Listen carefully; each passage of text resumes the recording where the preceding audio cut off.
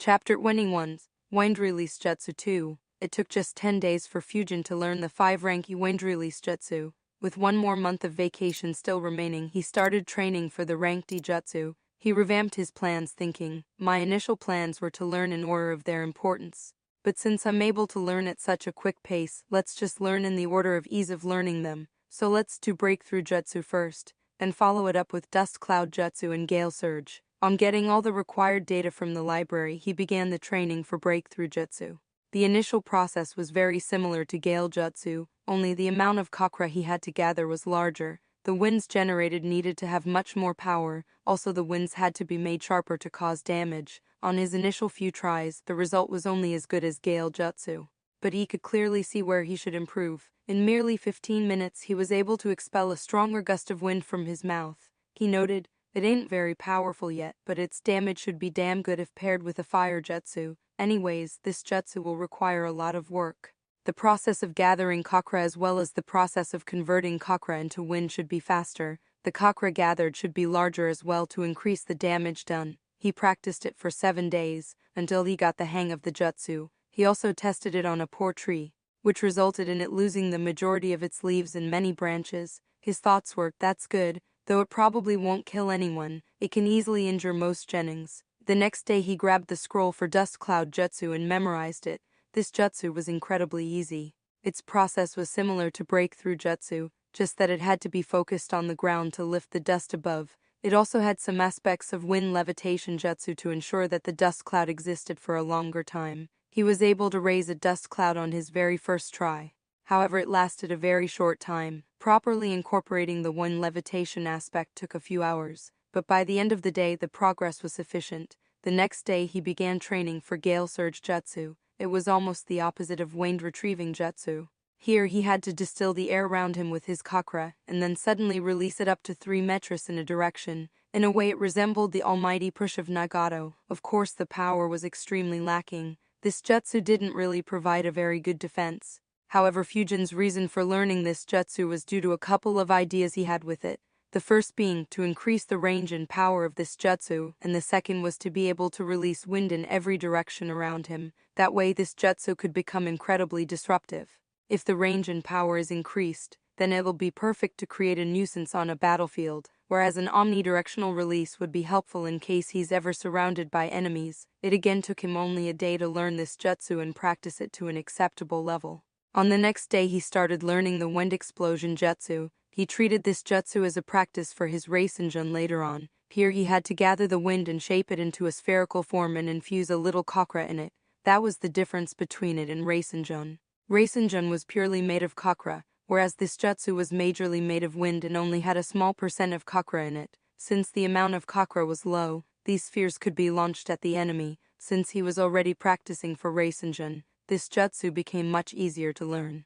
Within a couple of hours he was able to get the jutsu right for the first time. After trying it for a few times on nearby trees, he concluded, though the chakra infused in the winds explodes, it is not what causes the damage is caused by the winds, which become lethal after the explosion. They can cause a large amount of cuts and some of them can be very deep. I tried to infuse more chakra to increase the power of the explosion. However, it didn't work as the wind sphere couldn't move as fast or as long distance. Even if I increased the amount of winds to maintain the ratio of chakra to wind, the sphere still becomes very bulky and no longer has the same speed. He sighed. I guess upgrading it would be a very complex task. Anyways, I should instead try to change my point of view. Perhaps I should try to combine this jutsu and the wind clone jutsu. If the wind clones can explode in this manner, then it will transform into a killing strike. The practice for wind explosion jutsu continued for a week. After the first day, Fujin stopped improving the wind sphere and instead focused on increasing his speed of forming the sphere and the speed of launching the spheres. His goal was to be able to launch these explosive spheres one after another without any breaks. That way, though it won't be a killing blow, it'll still cause a lot of damage to anyone who couldn't dodge or block these spheres. It could also cause death due to having lost too much blood.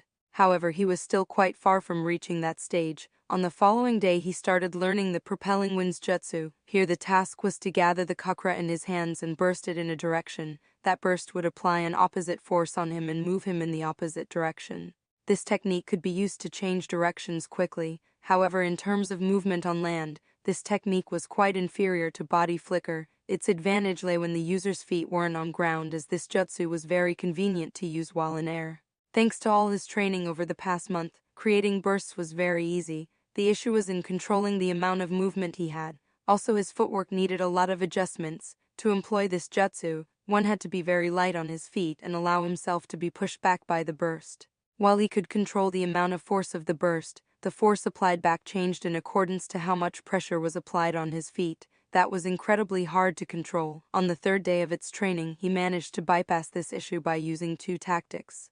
The first was, he would slightly jump in the direction where he wanted to go to and then use the burst to push him there. The second was to use the burst and then force his feet off the ground instantly, which would make him move out of the way. However, the control for the second one was lacking a lot. It would cause him to flip in the air a couple of times, which could be dangerous in a fight if the enemy followed and persisted with his or her attack. He trained to improve his control over this jutsu for 6 days, after which he was happy with his progress. That night after dinner, he decided to sit down and think about his current status. He thought, in the last 32 days, I have learnt 5 rank E wind release jutsus and 5 rank D wind release jutsus, including the 3 basic ninjutsu, body flicker and shadow clones. I now knew 15 jutsus in all. He analyzed his jutsu further and concluded, my wind clone jutsu makes the normal clone jutsu redundant. I should completely drop its usage. Gale jutsu 2 doesn't need any more work. It can cover footsteps adequately and in fights. Breakthrough jutsu is much better. That leaves 13 jutsus. Even though I have learned them, if I talk about truly mastering a jutsu, then I have probably mastered just one jutsu, which is body flicker jutsu, on which I spent 10 whole months. Next, I should focus on mastering these wind release jutsus, especially to perform them without hand signs. Even though the body flicker jutsu took 10 months to master, if I have learned anything in the last 1 month, it's that either my talent in wind nature is extremely high, or these wind release jutsus were very easy. So mastering them shouldn't take very long. I could also upgrade my substitution jutsu by substituting with my wind clone rather than nearby logs or other objects. Other than that, I could also try to combine wind clone and wind explosion jutsu. Similarly, I should experiment trying to use body flicker and wind propelling jutsu simultaneously. If body flicker jutsu could freely change directions, then it will be extremely lethal, and I still have to learn to strengthen my weapons using wind chakra. After thinking about these ideas, Fujin decided to think how he could get his hands on rank C jutsu. He thought, I'm not sure if I can get access to rank C and rank B jutsu anytime soon. I could ask Genki, but even if I am successful, I don't think he'd give me more than 2 or 3 jutsu, and that'll also attract a lot of attention. I could ask Hiruzuna for access to higher sections in the library after the 3rd year exam, but I'm doubtful that he'd agree. Even if he did agree, I will probably be monitored when I enter the library, and if they see me reading those high-ranked jutsus, they may have someone keep an eye on me.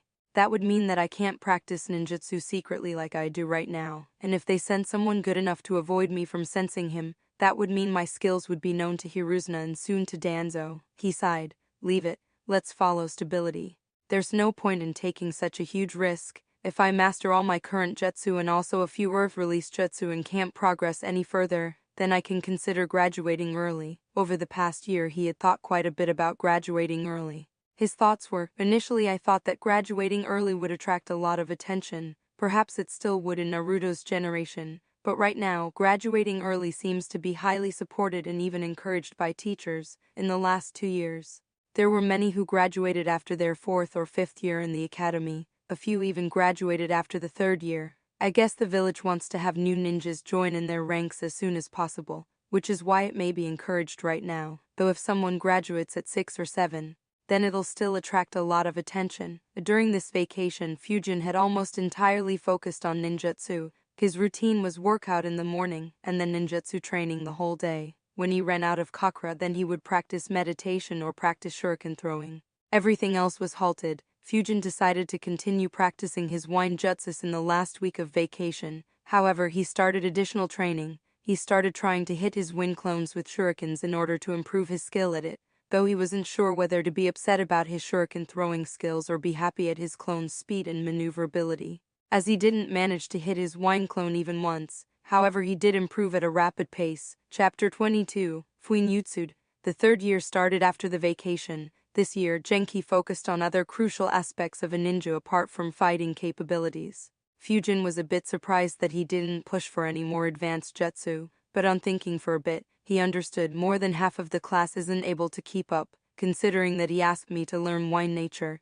I'm guessing he gave similar advice to others who could keep up.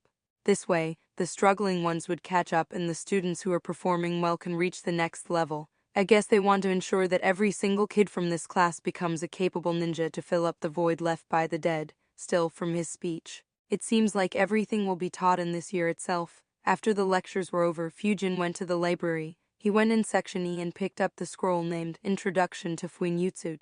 He recalled reading it a couple of years back. He read it once again, this time properly. On reading, he analyzed. Fuinjutsu contains two parts. The first is the writing part. However, this has two parts as well. First, the language. Fuinjutsu has special symbols which I have to understand before attempting to make seals. I will need to learn to draw each symbol properly as well as infuse my chakra in the mentioned manner. Any mistakes would make the seal fail and could cause unintended complexities if the seal did something else. This is actually very similar to hand signs, just that the number of symbols is much higher. The symbols serve various functions. The main function I can see is its ability to produce an element. There are symbols for each of the 5 elements, and symbols which can suppress or enhance them. There are also symbols to control time and space. A simple storage seal has a lot of space symbols, whereas a complex one will not only have space symbols, but also time symbols to ensure that time slows down in that storage seal. The second was the logic part. This part is very similar to coding on Earth. Since I know coding, this part is easier for me. However, it ain't much of an advantage. Coding is pretty easy to learn. I'm sure the brighter kids from my class could pick it up within a week or two. After the writing part, the next part was to mold my chakra to create what the seal is used for. For a simple sealing scroll, I would have to create that storage space with the help of the symbols and also set up the conditions for activating the seal. Sigh. This is pretty complicated. Anyways, let's start. I should start with the symbols, but there are hundreds of them. It'll take months if I try to learn them all, so I'll just pick a seal and learn its symbols. That way I could monitor my progress. After analyzing all the seals in the scroll, he decided to learn the most used seal, the storage seal. It used 16 types of symbols. Majority of it were different types of space symbols. A few increased the amount of space in the seal. Some restricted the space in order to maintain the boundaries. Some ensured that the space stayed stable, and so on. He drew the required symbols perfectly on a spare scroll and also took down notes related to it. He had seen a few others do the same in the library, so he wasn't worried about getting into trouble, though he was very surprised at Kana's magnanimity. Once that was done, he left the library. He went to the market and transformed in an alleyway. After searching for a bit, he found the shop he was looking for. There he bought the special ink required for Fuinjutsu as well as special scrolls for the same. The scrolls were made of a special material. It was much sturdier and could apparently last for centuries if not damaged by external force. It could easily bear the chakra applied to it while seals were inscribed on it. The special ink, on the other hand, would make infusing chakra much easier. Trying to make the symbols with normal ink was a lot harder to do. However, there was another substitute for this special ink. That was the blood of a ninja. These items were quite expensive though. The scrolls cost 60 ryo each and a small bottle of ink cost 100 ryo. He bought 5 bottles of ink and 5 scrolls to practice. He sighed thinking, I hope these last a few months at least. I only have 370 ryo left with me. He then went home and on reaching there he made a shadow clone. A couple of months of crazy physical training, high amount of meditation and constant ninjutsu training till he dropped due to lack of chakra had resulted in a high rate of growth of his chakra. It had increased by around 25%. It implied that he could now make 2 shadow clones if he wanted to. However, both will barely have any chakra to do anything. If he made 1 shadow clone with exactly 50% chakra, then that shadow clone could last till his chakra dropped to 32% of Fujin's max chakra. So effectively, it had more than doubled the shadow clone's usable chakra. Fujin and his clone started the work on the first symbol. After trying it for half an hour, Fujin confirmed, as I thought, the amount of chakra needed to practice this is quite low. This is good news for me as my shadow clone will last a lot longer. Calculating from my clone's remaining chakra, I'd say he'll be able to last 4 hours while practicing these symbols. After an hour's practice, he dispelled his clone on dispelling it. He got all the memories from the clone, along with a minor headache. He created another shadow clone. This time the clone practiced the symbol for 2 hours, took a break of 2 hours, then practiced it again for 1 hour, and then took another 1 hour break followed by 1 hour practice. Fujin went out to practice shuriken throwing on a wind clone and increasing the radius of his chakra field. He didn't practice any ninjutsu as practicing it with only half his chakra wouldn't last very long. After 7 hours he dispelled his clone. This time the headache was a bit worse, but still bearable. However, recalling Hiruzuna's instructions, he decided to sleep. He was very happy with what he had done today. After waking up early the next morning, he thought, excellent, the experiment was successful. Now that my shadow clone can last 7 hours and practice these symbols for 4 hours, I can leave my shadow clone at home and it can keep practicing Fuinjutsu while I'm at the academy. I guess my chakra needs to increase by another 20-25% so that my clone could practice for 7 hours straight. Still, I need to decide what the clone should do in the spare 3 hours. He thought for a bit and then it clicked him. Yeah, why not? I should buy a few cooking books for the clone to learn. In the past 2 years I have learned to make various breakfasts, but I didn't learn to make a proper lunch or dinner as I didn't have much spare time. This seems the perfect opportunity to learn it. Alright, today after the academy, I'll buy the books. Happy at the possibility of finally being able to eat delicious meals, he decided to analyze his daily routine. So with this sorted, I will continue to do my physical training in the morning. During lectures my clone can practice Fuinjutsu while my main body pays attention for important lectures and work on my chakra field in the remaining time. After the lecture is over, I'll have to return home, dispel the clone and take a short, probably an hour's sleep.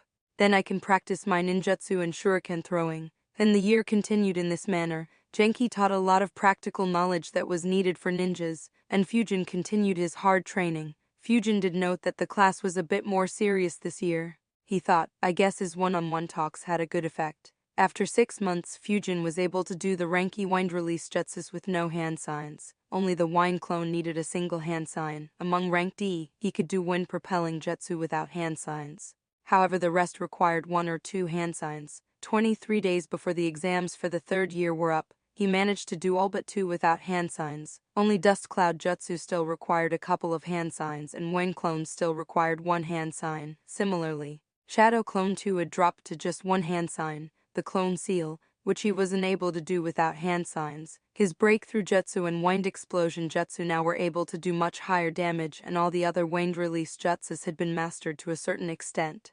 It took his clone 3 months to master those 16 symbols and another month to successfully make a storage seal. It took another month of practice to be able to do it comfortably without any mistakes. He had spent 4,000 ryo on the materials till then, leaving him only with a little over 2,000 ryo with him. He had created 5 proper sealing scrolls. Each time when he bought the materials, he had bought it from different shops under different disguises. Of the 5 shopkeepers he met, he had observed that one of them seemed greedy and with loose morals. He thought, I can't continue the expenditure on Fuinjutsu. Probably another 4 months before I'm totally broke, so I'll have to sell my scrolls. Trouble is whom to sell. I can't give out my identity and I'm not sure if any shopkeeper will agree to buy without knowing the seller. Sigh, I'll have to approach the one with low morals and greedy nature. Luckily one of the shopkeepers fits the bill, unless he has put up a facade, so I should take some precautions. Preferably I should send a clone under transformation jutsu. Chapter 23.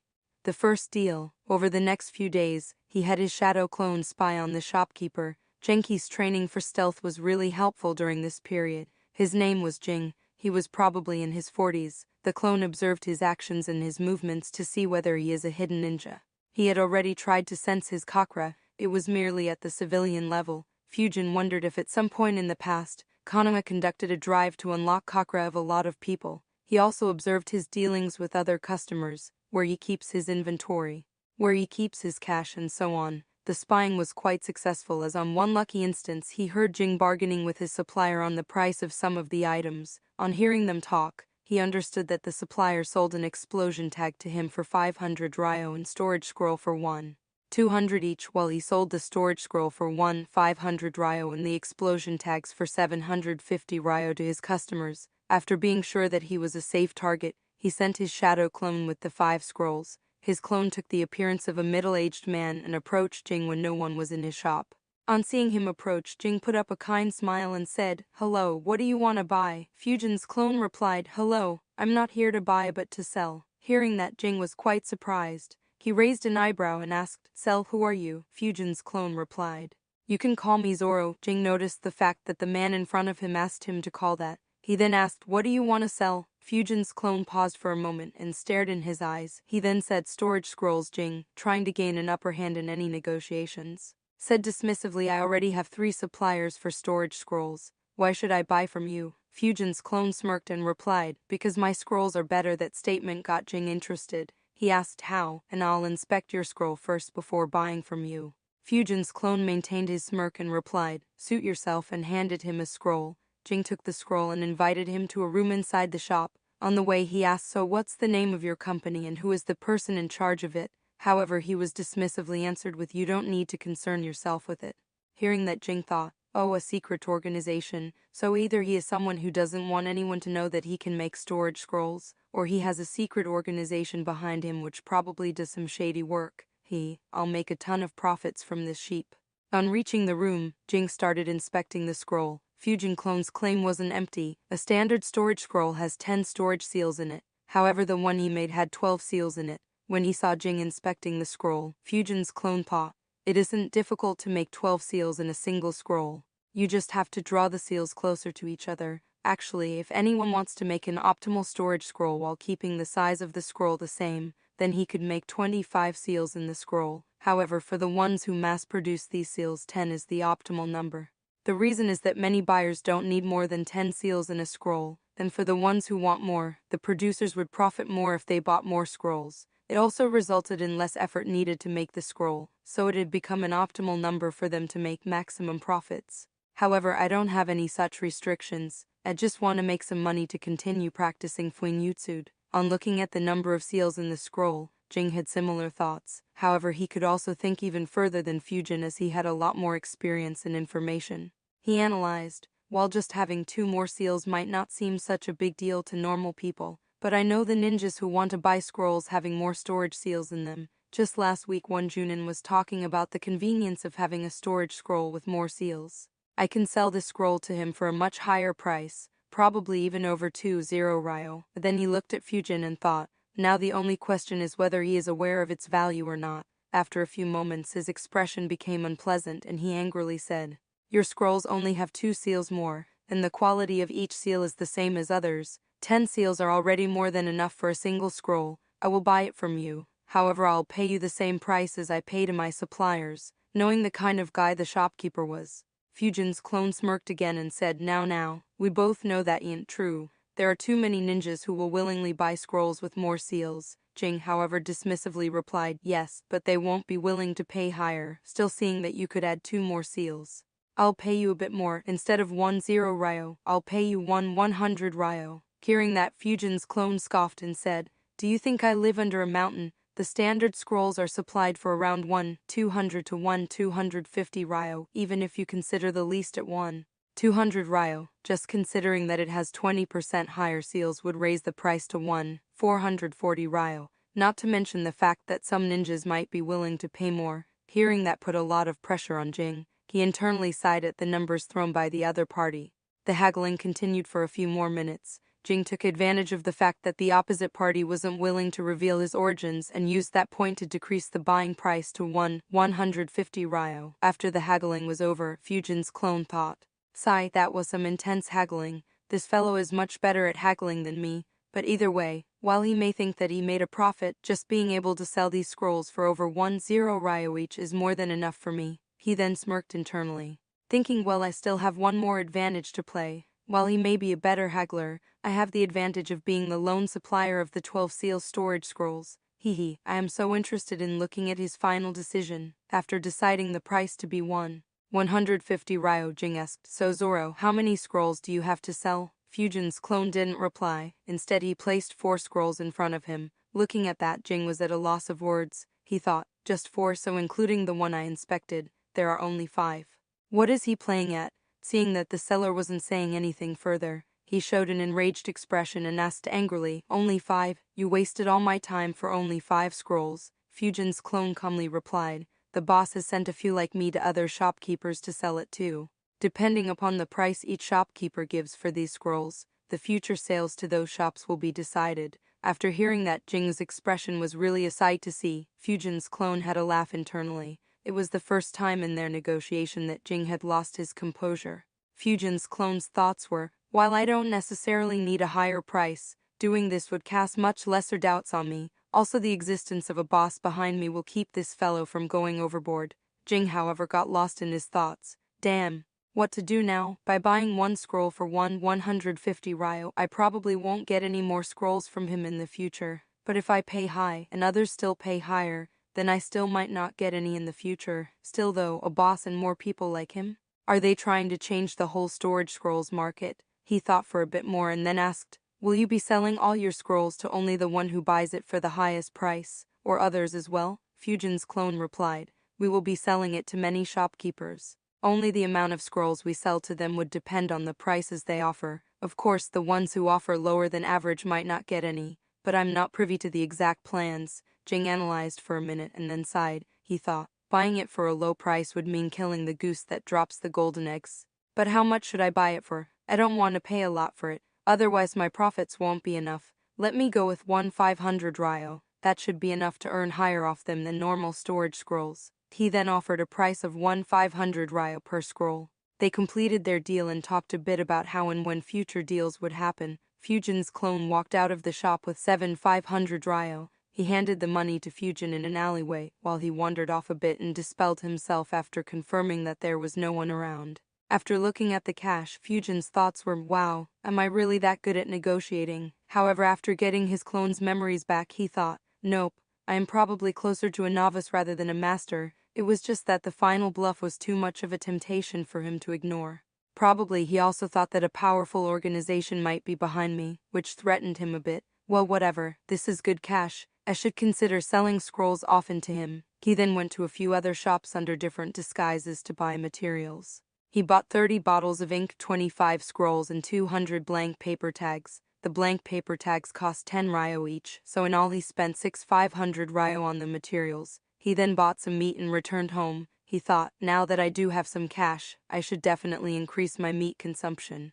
The meat business here is entirely dominated by the Akimichi clan. All the shops which sell meat belong to them. I wonder if it is because they are good at it due to economy of scale, or if they were given monopoly over this business when they joined Konoha. After that day, Fujin began learning other seals too. He learned a few basic ones like heat seal, cool seal, hard seal, soft seal, shock seal, and wet seal. These seals used elemental symbols. However, the number of symbols required was much lower as compared to a storage seal, as these did very basic things.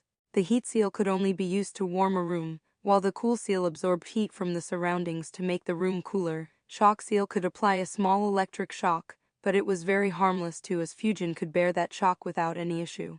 Hard seal was used to harden a surface or an object, whereas soft seal did the reverse. Wet seal was used to gather the moisture from the air and make the surface it had been stuck to wet. All these seals had to be made on a paper tag, and to use it, it would have to be applied on a surface and be activated.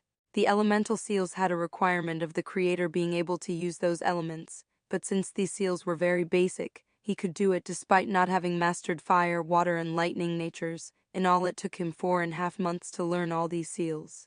During this time, he also started selling 20 storage scrolls to Jing every month for 30 ryo. He kept the amount low so that the major suppliers of storage scrolls won't be annoyed by him and try to find him. On the other hand, Jing was very happy too, as he could sell these scrolls for around 300 ryo. By the time third year's exams were up, Fujin had saved over 100 ryo. Chapter 24, Graduation Exam. In the third year, Genki had focused entirely on the basic skills. It made this year a lot more fun. After having taught one skill entirely, he used to come up with games so that everyone would get used to using it.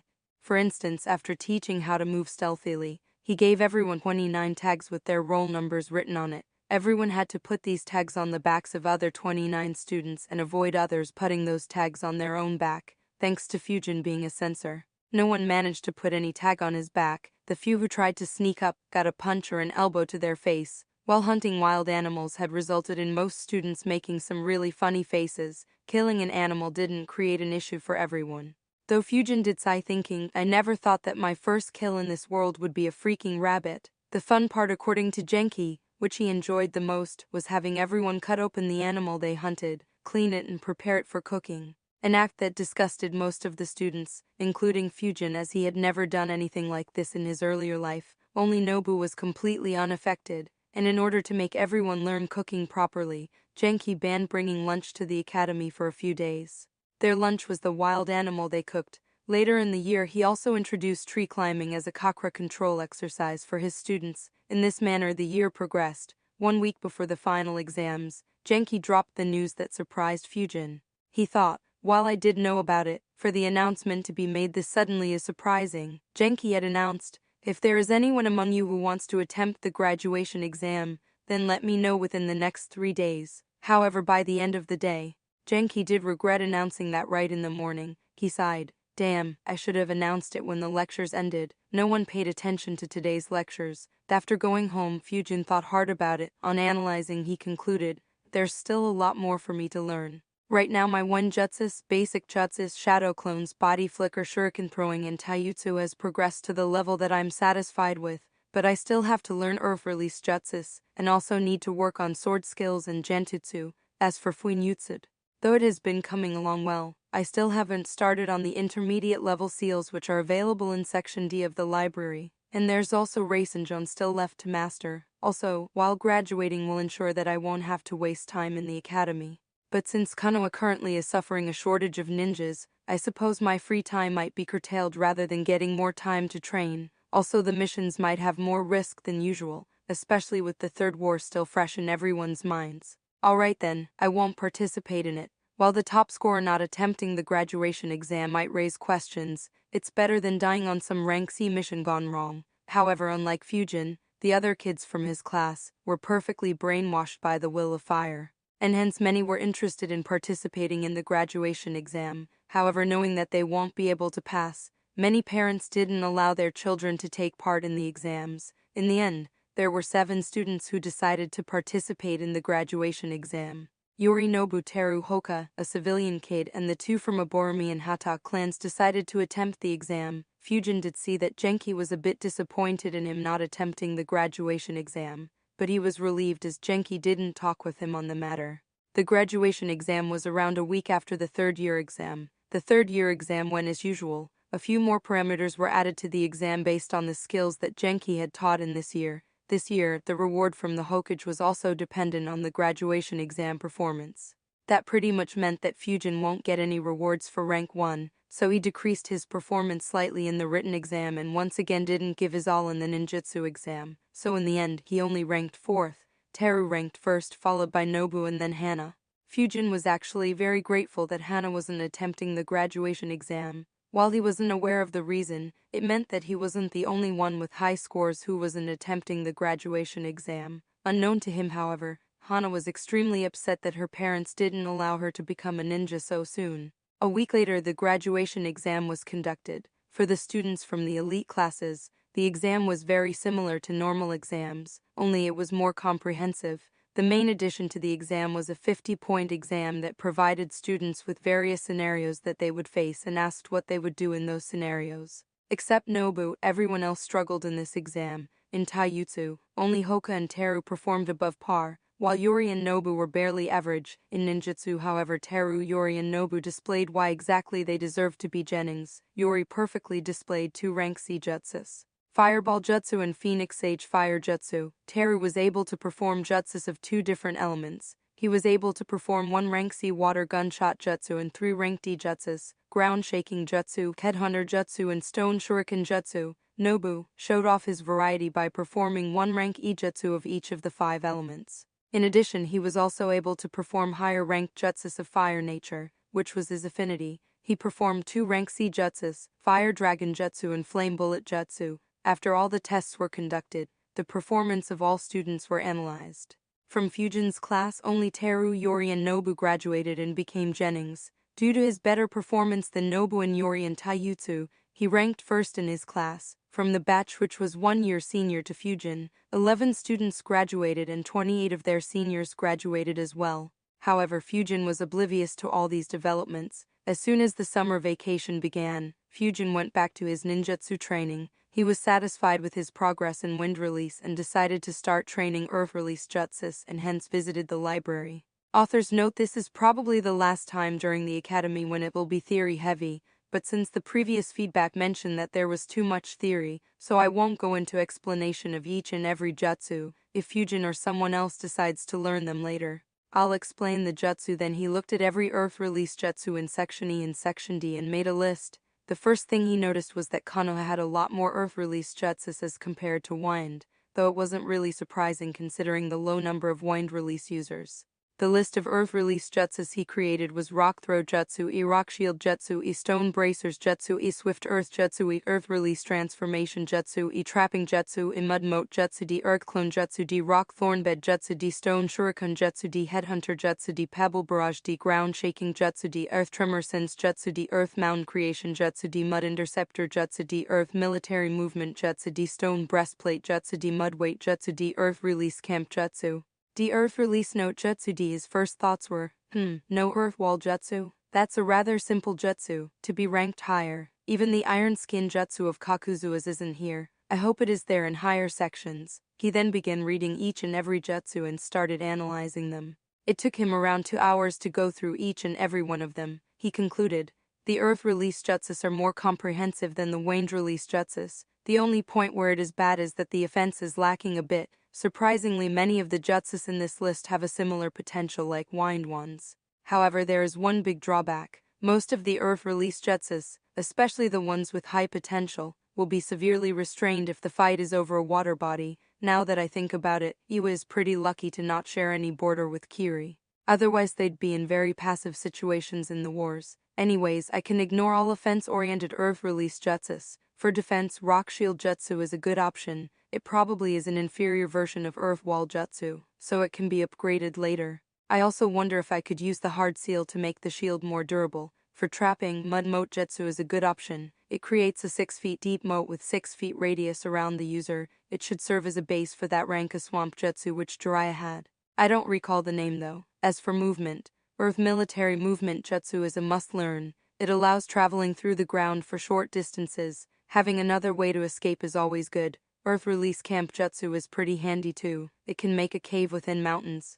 There are a few small hills in the village, like the one where there is a waterfall. I could try this jutsu somewhere near there. Also, these 4 jutsus make a neat combo. I could use Camp Jutsu to build a cave within a mountain, then use Rock Shield Jutsu to hide the entrance. Prepare moat around the mountain, and if anyone manages to find the cave, then I can escape with Earth Military Movement Jutsu. He began his training for the Earth Release Jutsus. While he hadn't honed his Earth nature as much as Wind nature, he still had honed it a lot. He could crumble boulders to dust in just a few seconds. That's why he managed to learn them very quickly. However, they were a bit tougher to learn when compared to Wind Release Jutsus. He learnt Rock Shield Jutsu within a few minutes and then spent a couple of days on it to increase the size and durability of the rock shield that he used to raise from the ground. He also attempted to apply the hard seal on the rock shield he raised. It increased the durability of the shield. However, applying the seal and activating it took around 1-5 seconds to pull off, something he might not have in a fight. The Camp Jutsu was learnt within a day. Though the cave was a bit dusty, he could just use Breakthrough Jutsu to clean up all the dust. He could also use the Rock Shield Jutsu to cover up the entrance if he wanted to hide, though he had to leave a small space open in order for air to circulate. He didn't bother perfecting this jutsu as there was no need for it right now. The next was the Mud Moat Jutsu. It had an aspect of water nature as well, so it took him close to a week to learn it. He would need to improve his water nature if he had to improve this jutsu further. So he decided to leave this matter for his future self. And lastly, he practiced Earth Military Movement Jutsu. This one was quite difficult to learn. The jutsu involved moving through the ground like he is swimming, so he had to soften the ground a lot to be able to do that. It took him 11 days to pull it off successfully for the first time. It took another 2 weeks for him to be able to move around more freely. He was only limited by the amount of oxygen he had underground. The softening of the ground resulted in some oxygen entering underground.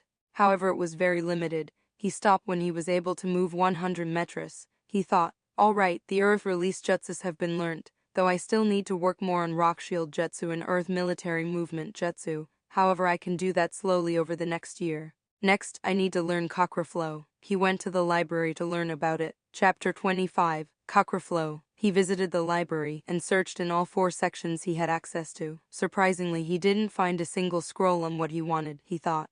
This is surprising. Does it mean that they are kept in a higher section, or do they not provide that technique for normal ninjas? While leaving the library, he analyzed for a bit more. Yeah, that might be the case. Infusing chakra into weapons isn't that big of a deal.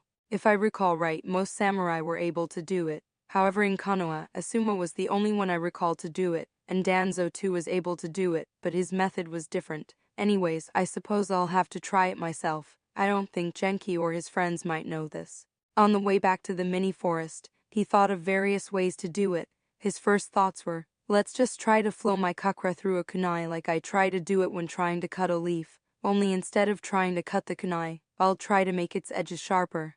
He then tried to implement that trick, however he had many troubles in doing it. He had instantaneous success in what he was trying to do as he was able to imbue his kunai with his chakra on his first try. However, the chakra amount that got imbued was very low, and even after trying to infuse more chakra in it for 2 days, he didn't improve much. Also, while the kunai's sharpness and penetrating capabilities improved, it wasn't much and he didn't make any improvements over the couple of days. He thought, what a bummer, this seems to be a dead end. I guess having a chakra blade might aid.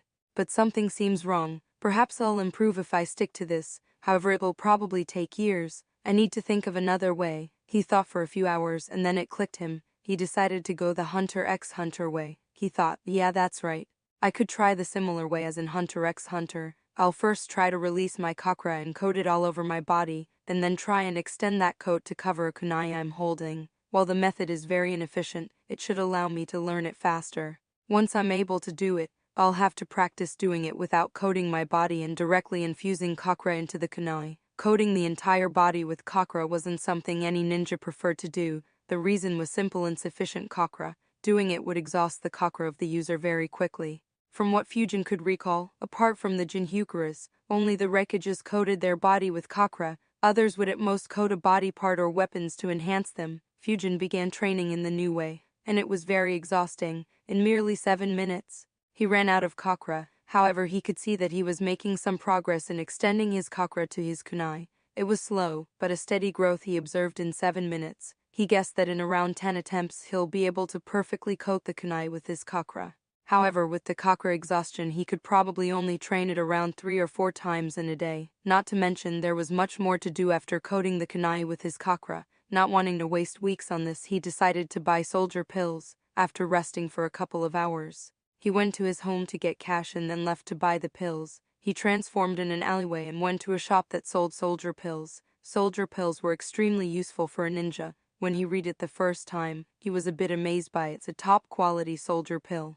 Could provide around 30 times the chakra of an average junin, and it didn't do it right away but provided the chakra in small parts every hour consistently over 3 days. It also released enzymes which stimulated the ninja to stay awake for 3 days. That's why someone who consumed a soldier pill could fight for 3 days straight. Unknown to Fujin, there were also better soldier pills, but they were custom-made for top ninjas and not available for everyone. Fujin decided to buy soldier pills of medium quality. These were mostly used by chunins. Fujin's own chakra reserve now was much higher than an average fresh genin. It was probably better than an average genin. In the next year, his chakra reserve should grow to the same level as the weaker Chunin Academy teachers. Despite not yet having Chunin-level chakra reserves, he still decided to buy medium-quality soldier pills because of how exhausting the training was. He bought 5 pills for a total of 10,000 ryo. The prices did make him curse out and also thank the fact that he had started learning Fuinjutsu. The next 3 days he trained a lot. On the first day itself, he was able to coat his kunai with chakra. He then charged it with wind nature, and that had an immediate impact on the kunai's sharpness and penetrating power. The chakra extended the kunai's range by 5 km. He experimented a bit with his new ability. He thought, excellent, I can cut through branches like I am cutting through thin air. While I can't cut a tree, it's because the size of the kunai is too small. With a sword even that shouldn't be an issue. The kunai is also able to penetrate deep within a boulder. I recall Naruto and Asuma being able to penetrate through a boulder in one of the fillers. So I could try that. Honestly, if an enemy underestimates me and tries to block the kunai, then he'll be very badly injured. But I do need to reduce the amount of chakra I need to do this. The next part of the training should be to directly try to coat the kunai without coating my whole body. So how should I proceed? The thought for a bit and then concluded, just directly trying to coat it will probably end up in failure. I should instead try to coat only my hand with chakra and then try to extend it to kunai.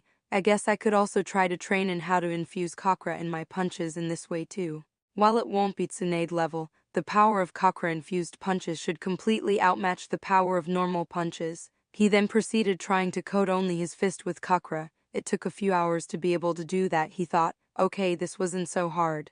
He then tried to extend that chakra to kunai. While he was able to extend it, the amount of chakra he could now extend to the kunai was much lesser. He thought, I see, since I'm just coating my fist, that's why the amount of chakra I'm extending is much lesser. So basically I'll have to concentrate more chakra in my fist. He then started to concentrate more chakra in his fist. This was much harder than expected. It needed a very high level of chakra control to be able to do that. Luckily for Fujin, he had trained his chakra control a lot.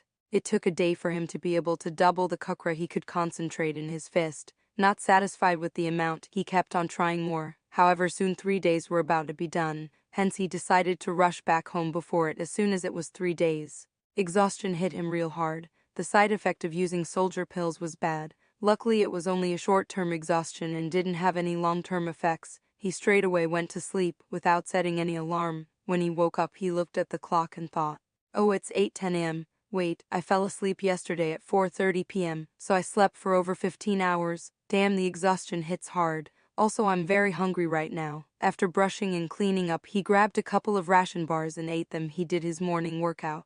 Though it was 3 hours late, and decided to go out to eat meat for lunch in Yakiniko-kia, he rested for the rest of the day, and the next day continued his training. It took another 3 days for him to double the amount of chakra he could concentrate in his fist again. He thought, wow, I wonder how strong my punch is now. Let's test out on a boulder. On punching the boulder, a lot of cracks appeared on the boulder, but Fujin was screaming internally, bloody hell, this hurts like a bitch. After a few moments he checked his fist and thought, wow, there are no visible injuries. Though it hurt a heck of a lot, it didn't cause any bleeding or injury. It only caused a few small scratches. I guess I have really become strong. He spent the next 15 days increasing the amount of chakra he could infuse in his kunai and also making the chakra much sharper. While just infusing wind chakra in it had made it very potent, he had to shape his chakra to form a thin edge that aligned with the edges of his kunai for maximum effect. By the time the vacation was over, his kunai could penetrate through 3-4 meters wide boulders and get stuck in the 4th boulder.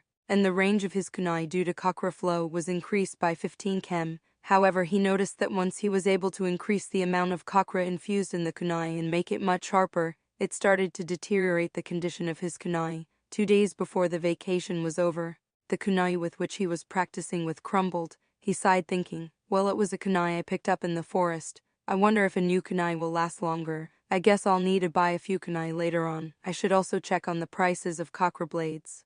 The day before the academy started, he visited the best weapon store in Konoha to look for chakra blades. He hadn't transformed this time and just went in as an enthusiast. The reason was that he wanted to show an interest in it and the fact that the shopkeeper was a retired ninja whose chakra was almost twice that of Genki.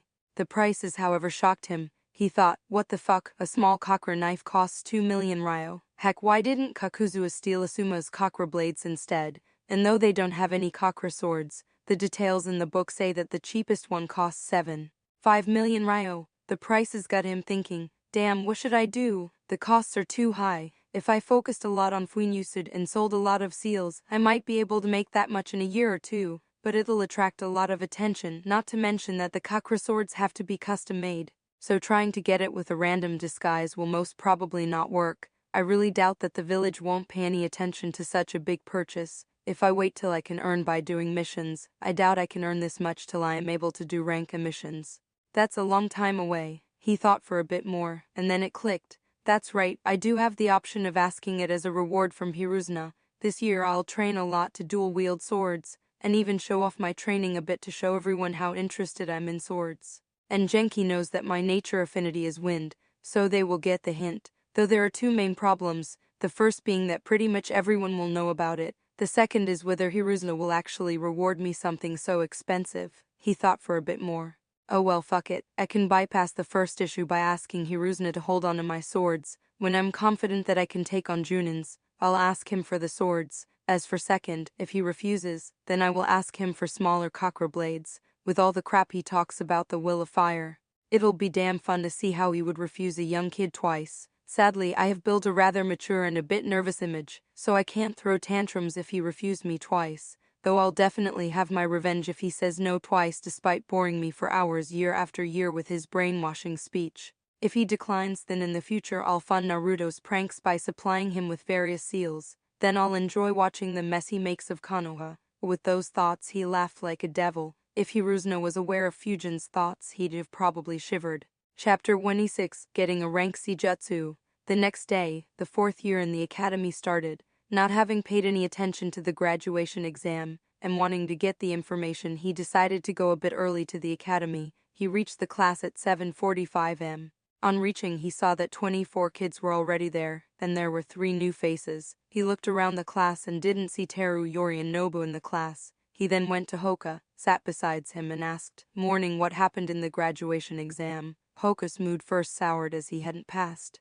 But on realizing, he looked at Fujin in disbelief. "You don't know?" Fujin shook his head. Hoka continued, "Have you been living under a rock?" Fujin replied, "Nope, just under trees." Hoka gave him a deadpan expression. Fujin asked again, "Well, are you gonna talk today?" Hoka then showed a sad face and answered, "I failed. Only Teru, Nobu and Yori passed." Fujin, having expected that, nodded. He then asked about what happened in the exams. Hoka gave a summary of what all happened. Despite already knowing the possibility, he sighed at the fact that those 3 could perform rank Seijutsu. He thought, "Sigh, I guess being in a top clan or being backed by a crazy old fellow has its benefits." Fujin then asked whether those 3 formed a genin squad. However, Hoka replied, "No, Teru and Yori were placed together in a squad with someone a year older. No idea where Nobu went, but I haven't heard about him after the exam." Fujin thought, "I see, I guess Danzo inducted him into the route, though I am surprised that he didn't take Nobu when he was 3-4 years old itself." He then asked, "So what's up with the 3 new guys?" Hoka dismissively replied, "No idea." Seeing Hoka unconcerned about the new guys, Fujin thought, Konki isn't the right guy to ask this. He is very aloof if it doesn't involve taijutsu, but this much information is enough. I wonder if I could use this info to get a few C-rank jutsus from Genki. After the talk, Fujin decided to continue sitting there for the rest of the day. While he didn't make much of a relationship with his classmates, due to constant spars, his relationship with Hoka and Teru was better than others. Surprisingly, today, Genki didn't enter the class alone, but was also accompanied by an old man. When he entered, everyone stood up and greeted him, as he was the headmaster of the academy. After entering, he first made some small talk. Then he started talking about the will of fire, and finally he asked the students to try to graduate this year.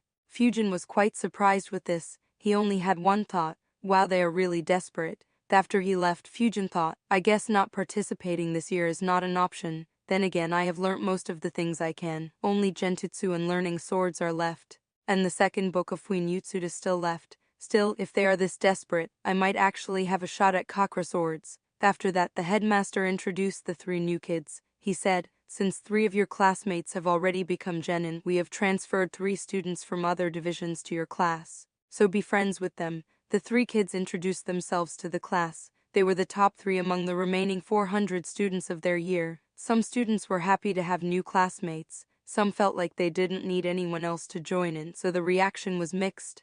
Fujin's thoughts were, I see, so in this way, they ensure that the other students don't become too pressured due to few of their classmates becoming genins. The 3 kids will ensure that the absence of the ones who graduated isn't always felt, but they will still serve as a benchmark for the rest. Also, the new kids in this class will have to work much harder. If they keep up, they'll become quite strong in the future. It's a pretty smart move. While Fujin was acknowledging the ingenuity of the move, one person in the class was extremely unhappy, and almost crying too. That person would be the class teacher. Genki thought, I taught everything I had to teach to all these kids last year itself. All I had to do was to wait until they absorbed everything and passed the graduation exam. But now I have to again teach these new kids everything. While he was depressed and lost in his thoughts, he had a thought that horrified him. Wait, so if this year more students pass out, does that mean more students will join the class and I will have to teach them again? His shoulders dropped on having that thought. He really was depressed. He sighed. This isn't what I signed up for. After introducing the new kids, the headmaster left. Genki then announced the syllabus, and it surprised Fujin once again. Genki said, this year your main focus will be to master everything I taught you guys in the last 2 years. The 3 basic ninjutsu as well as the basic skills I taught you. In addition to it, I will also teach you 5 new rank E-jutsus. They will be Fire Release 1 Jutsu, Wind Release Scale Jutsu, Lightning Release Static String Jutsu, Earth Release Rock Shield Jutsu, and Water Release Fish Spit. These jutsus aren't compulsory for you to learn in order to graduate, However, they will be very helpful to you if you are able to use them. I've already explained nature affinities to you last year, so I'll check your nature later, and at the very least, you'll have to learn the jutsu of your affinity. Learning all 5 will help you if you decide to graduate early. Your former classmate, Nobu, was able to perform all 5 of these jutsus. That's why he was able to graduate so early. Mentioning Nobu riled up the class and made them very competitive.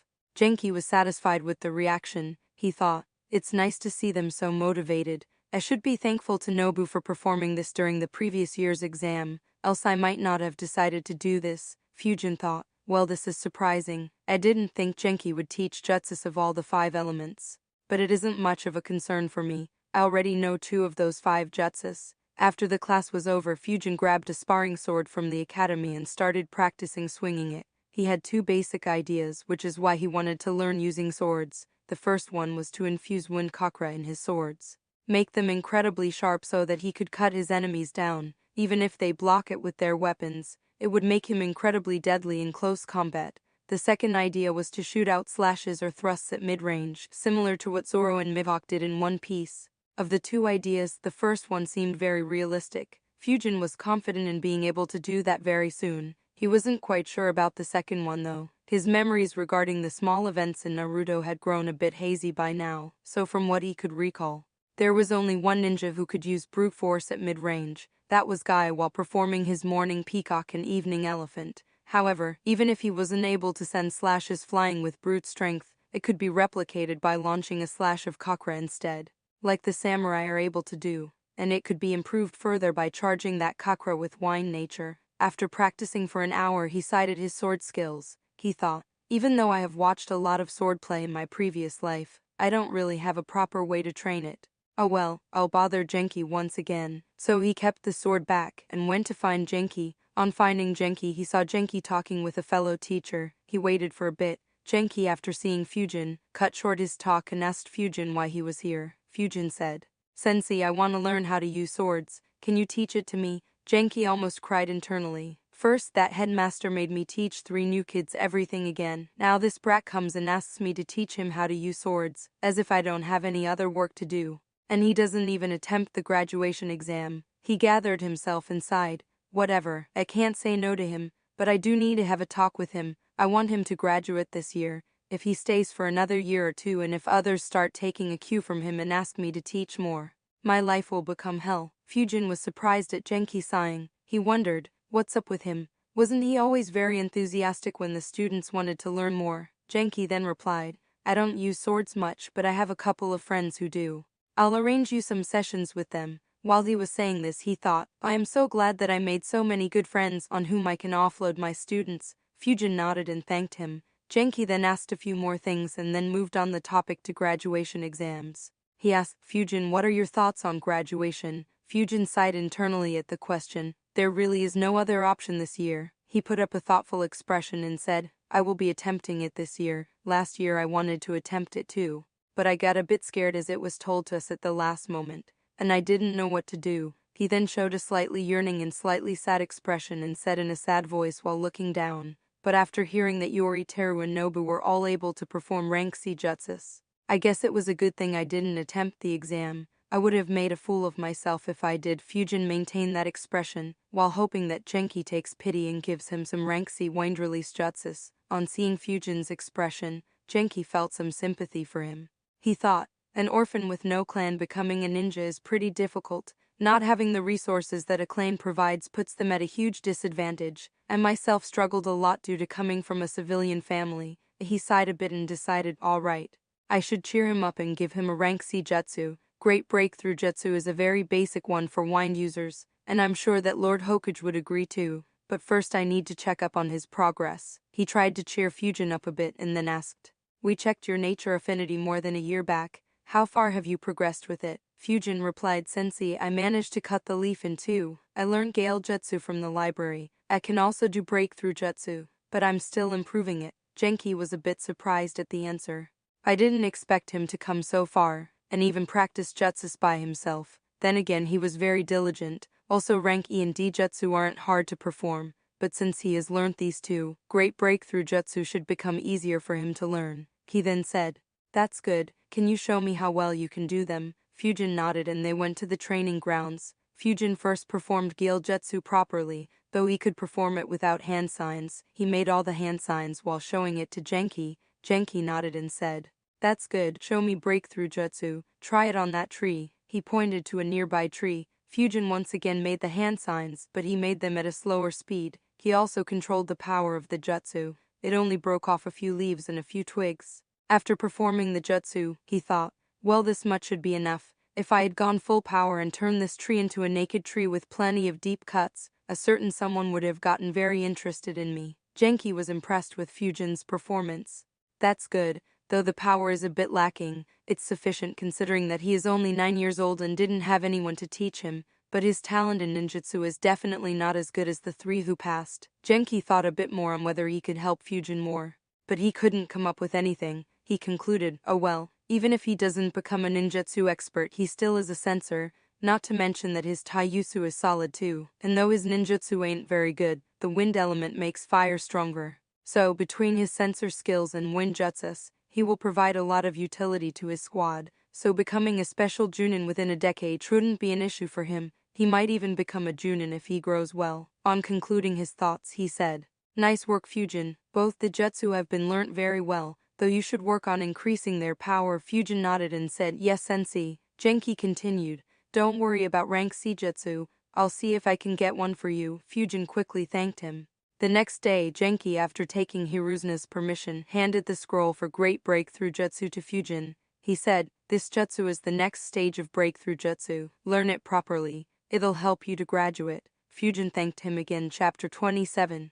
Kinjutsu. From the next day, Fujin restarted his Fuinjutsu practice by leaving a clone back home. He hadn't practiced it much in the last 2 months as he couldn't leave clones behind when he did ninjutsu training. He still had a few basic seals to learn.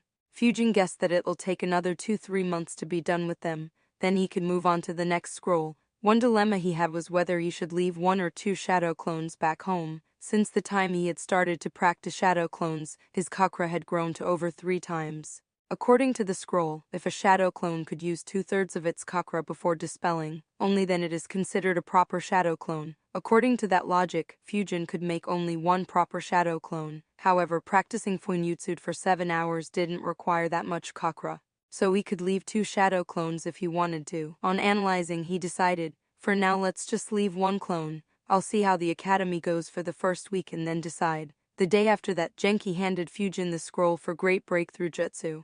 Fujin started learning it the very same day. It was very similar to Breakthrough Jutsu, just had a lot more power. He managed to learn it on the very same day, though there was still a lot of room for improvement. The power had to be increased a lot and hand signs had to be reduced to 0. He recalled, I remember Wakarisha making a mess of the forest in the Chunin exams with this jutsu, so there's a lot more I need to do to increase its power, but at least this jutsu is learnt. I'll keep the scroll with me for 3 weeks and then return it to Genki. Later in that week, Genki checked everyone's affinity. Unsurprisingly, most had the fire affinity. The remaining were split between the earth and water affinities. No one had the lightning affinity, and Fujin, whose affinity was already known, was the only one to have the wind affinity.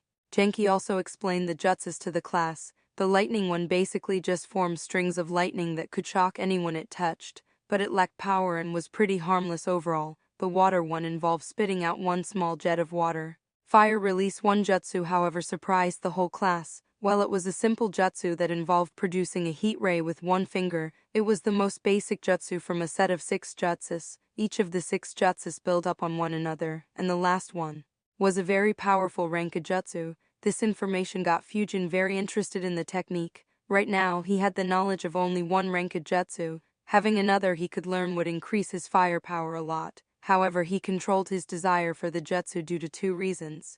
He hadn't yet trained his fire nature, and this jutsu didn't seem like it could be enhanced with his wind release jutsus. In all, the 5 jutsus could be used alongside the basic skills Genki had taught. Fire Release 1 jutsu could start fires, Fish Spit jutsu could douse it. Gale jutsu could cover tracks, Rock Shield jutsu could defend and create a cover to hide, and Static String jutsu could paralyze small animals for a minute or 2, so they were pretty handy. Next week, Genki announced, today we will be learning about swordsmanship.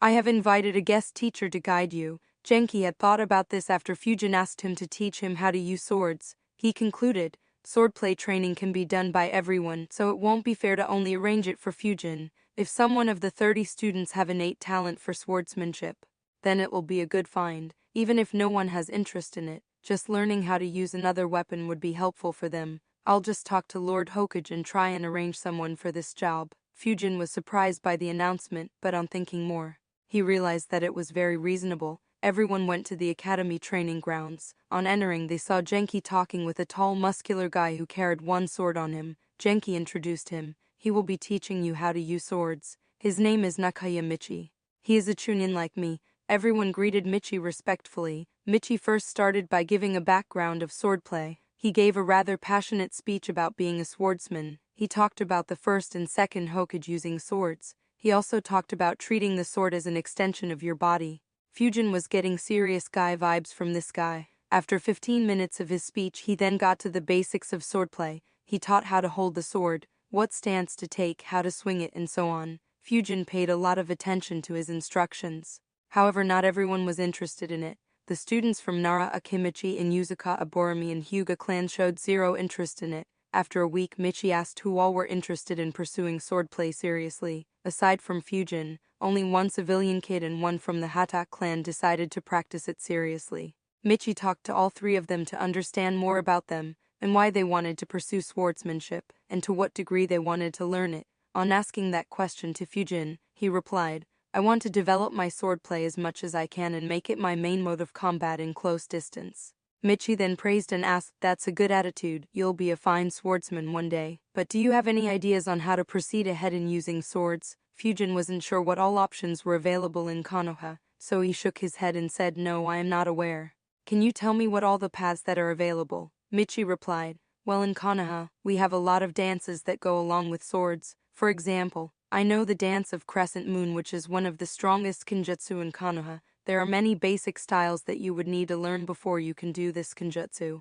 Fujin blinked and replied with a question, dance? Michi laughed out loud and then replied, well, they ain't exactly dances, they are just movements that have to be done in a particular pattern. That pattern helps you create some effects which are very lethal in a battle. Like some movements create after images, or make you disappear or make it seem like you ain't moving. But since those movements seem like an elegant dance, it was termed as such. Fujin put up his thinking face and thought, well, I obviously know that. However, the dance, while having good effects, is in itself very restrictive. A good opponent can easily disrupt those movements. Baki could straight up defend it by having stronger defensive means. That's why that height guy died so easily. Though if someone learns all these styles, they could come up with a very advanced kenjutsu style. But that'll easily take a decade or more. Not the kind of time I have. I just want a straightforward approach with swords. High offensive power, enough proficiency to defend with the swords, and my agility to dodge or chase if need be. With Wing Kukra flow, just this much will be extremely lethal against any normal ninja.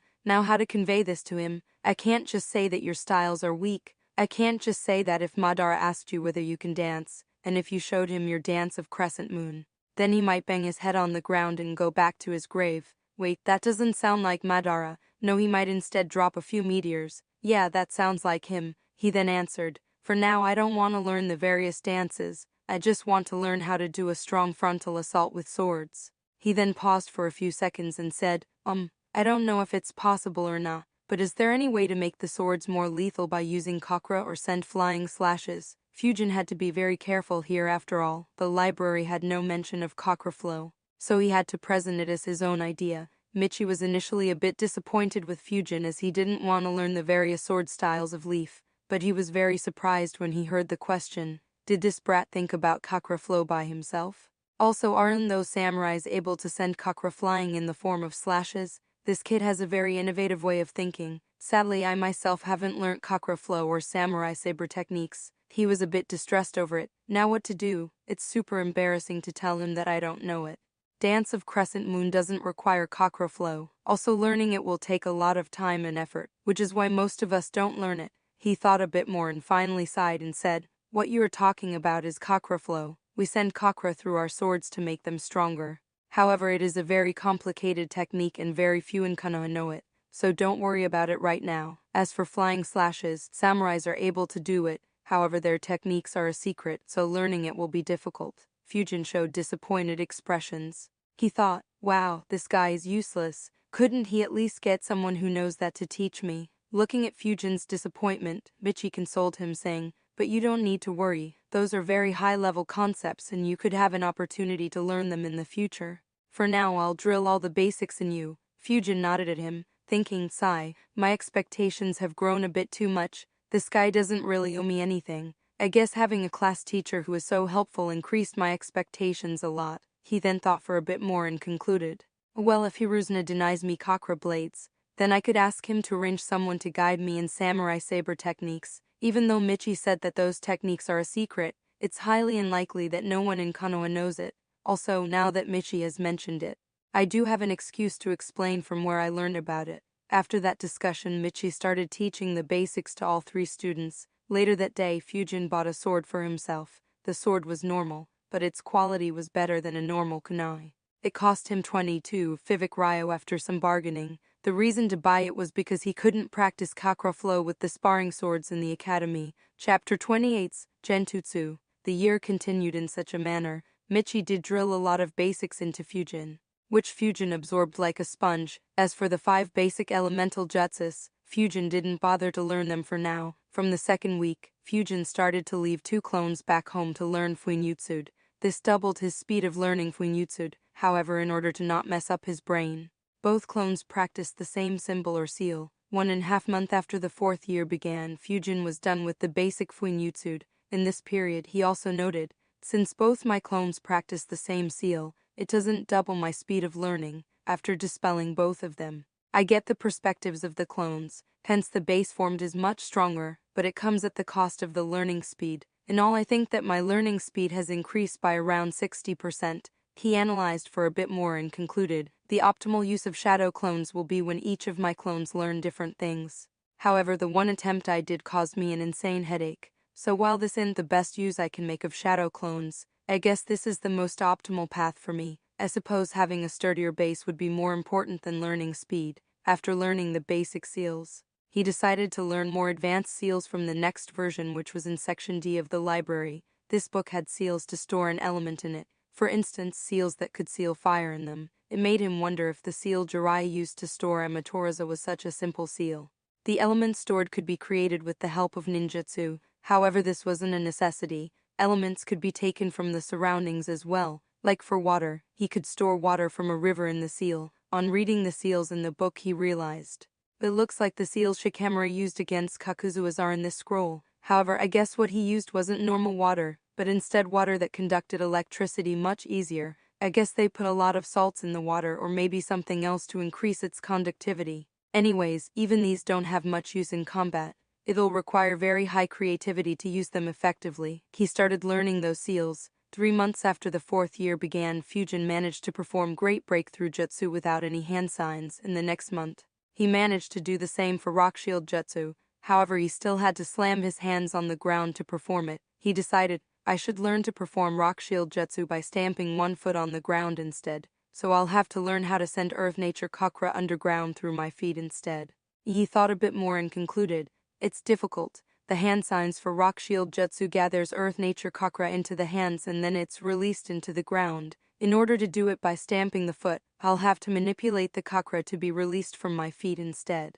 But if I could learn it, it would be an incredibly annoying defense. I could make a shield with every step while I run backwards. I guess it's worth it, so I'll train later while also trying to create wind bursts through my feet. After another month, Fujin decided to start training to use 2 swords at the same time. He bugged Michi to train him with the basics for the same. He then made a point to ensure that a lot of people see him training with 2 swords. His previous sword had deteriorated a lot in these 5 months, so he bought 2 new ones. He trained for another month, but didn't have any success at reducing the hand signs for Earth military movement jutsu to 0. With only 4 months remaining for final exams, he decided to stop training the 2 Earth release jutsus and start learning genjutsu. He visited the library and began searching for scrolls on genjutsu. He found a few scrolls in Section 0. Some were just on basic knowledge of genjutsu, which were covered in the lectures, a few on countering genjutsu and one on learning it. He began reading the one that explained how to learn it. However, the very first sentence startled him.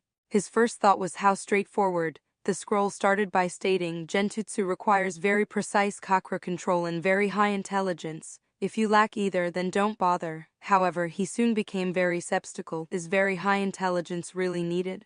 After all, Kurenai used genjutsu on fucking Itachi. He continued reading it and analyzed. I see, so a genjutsu is created when a ninja extends their chakra flow through the cerebral nervous system of their opponent to control their mind's chakra, thereby affecting their five senses. In this way, illusions of what doesn't exist can be fed to the opponent. Genjutsu in itself can be divided into two categories. First is creating a whole new environment with genjutsu. Here the opponent can easily tell that he's under a genjutsu. Itachi's Tsukuyoshi, or the genjutsu Kurenai used on Itachi and Kisame, can be included here. The second is just to make a small change, i.e., to plant a small suggestion in the opponent.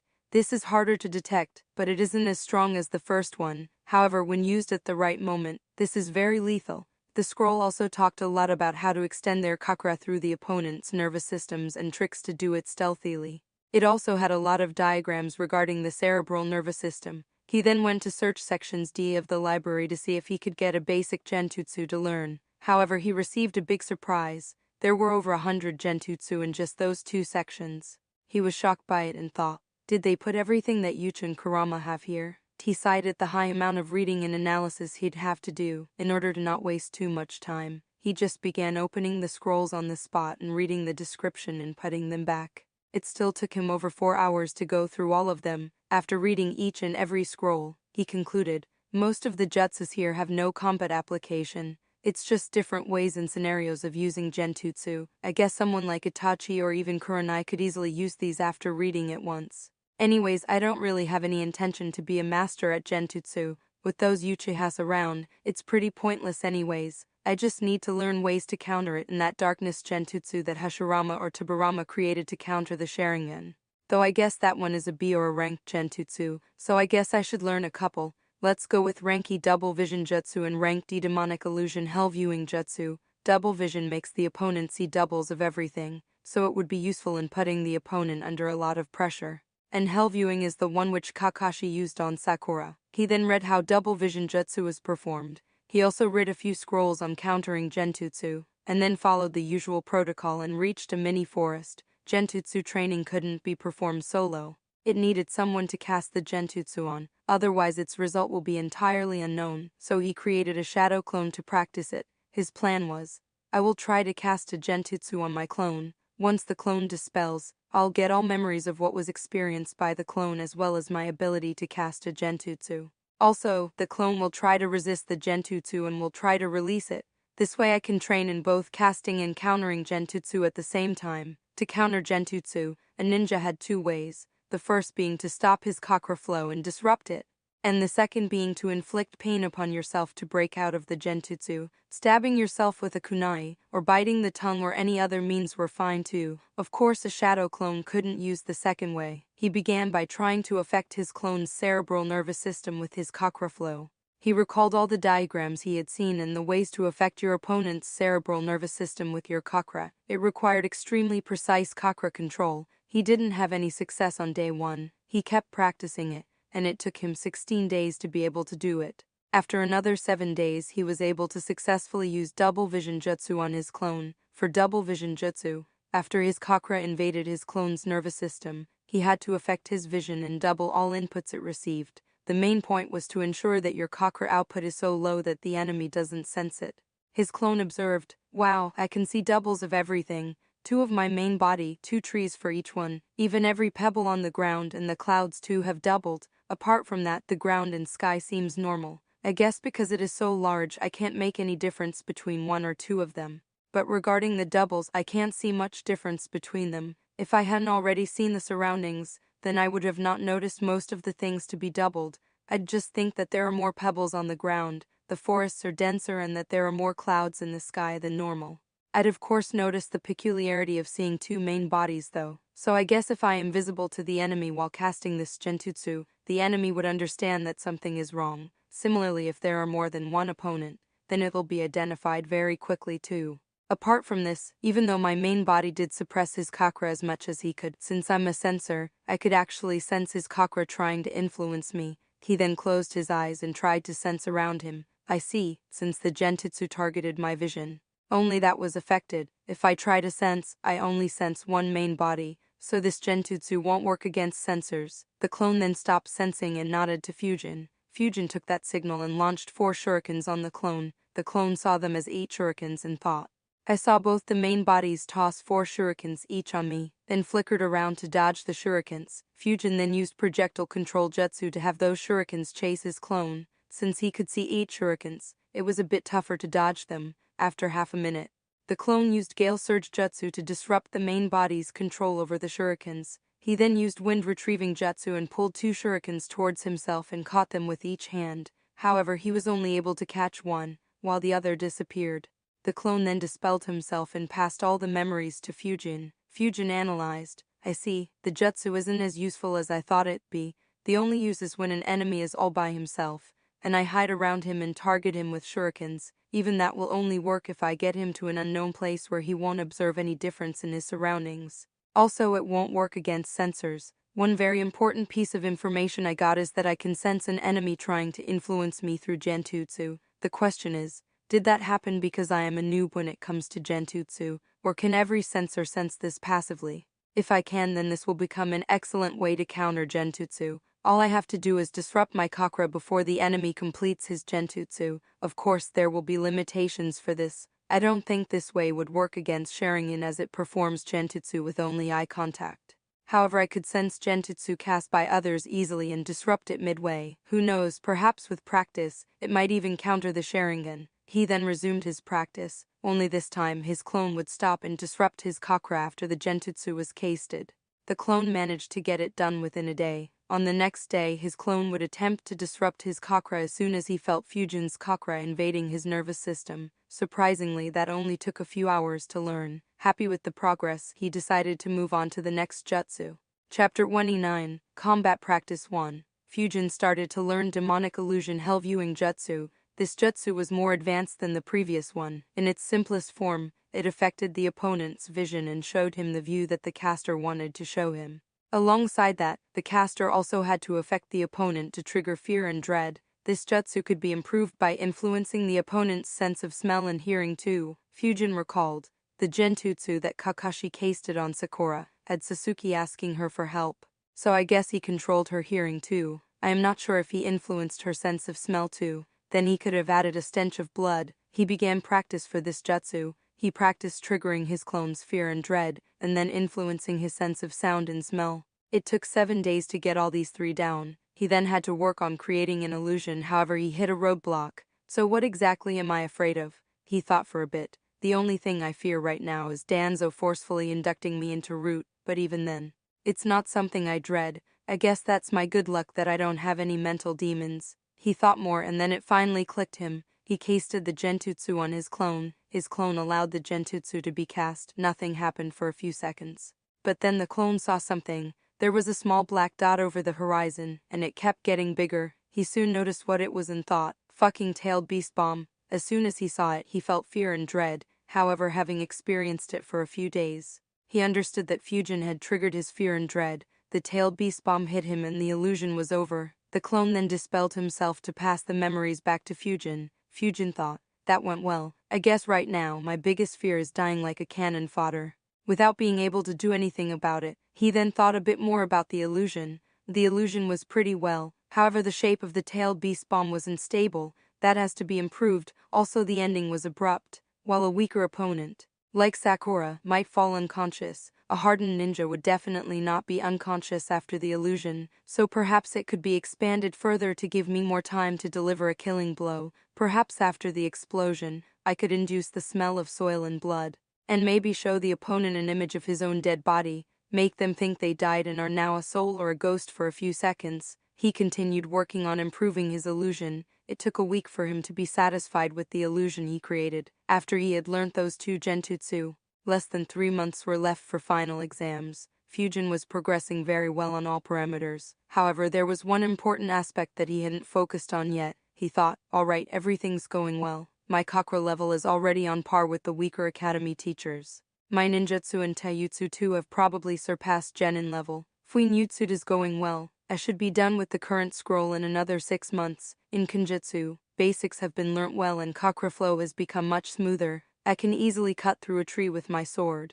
Heck, I can cut a boulder too, and I have started with genjutsu too. However, I severely lack combat experience. In fact, it won't be wrong to say that I have no combat experience at all. After all, there's no danger to life or even any permanent injury in the taijutsu tournament. We aren't even allowed to throw shurikens at each other. Another important thing is battle and survival instincts. To be able to make a move purely on instinct in the middle of a fight, or to be able to sense if my life is in danger, is something that is incredibly important for any ninja.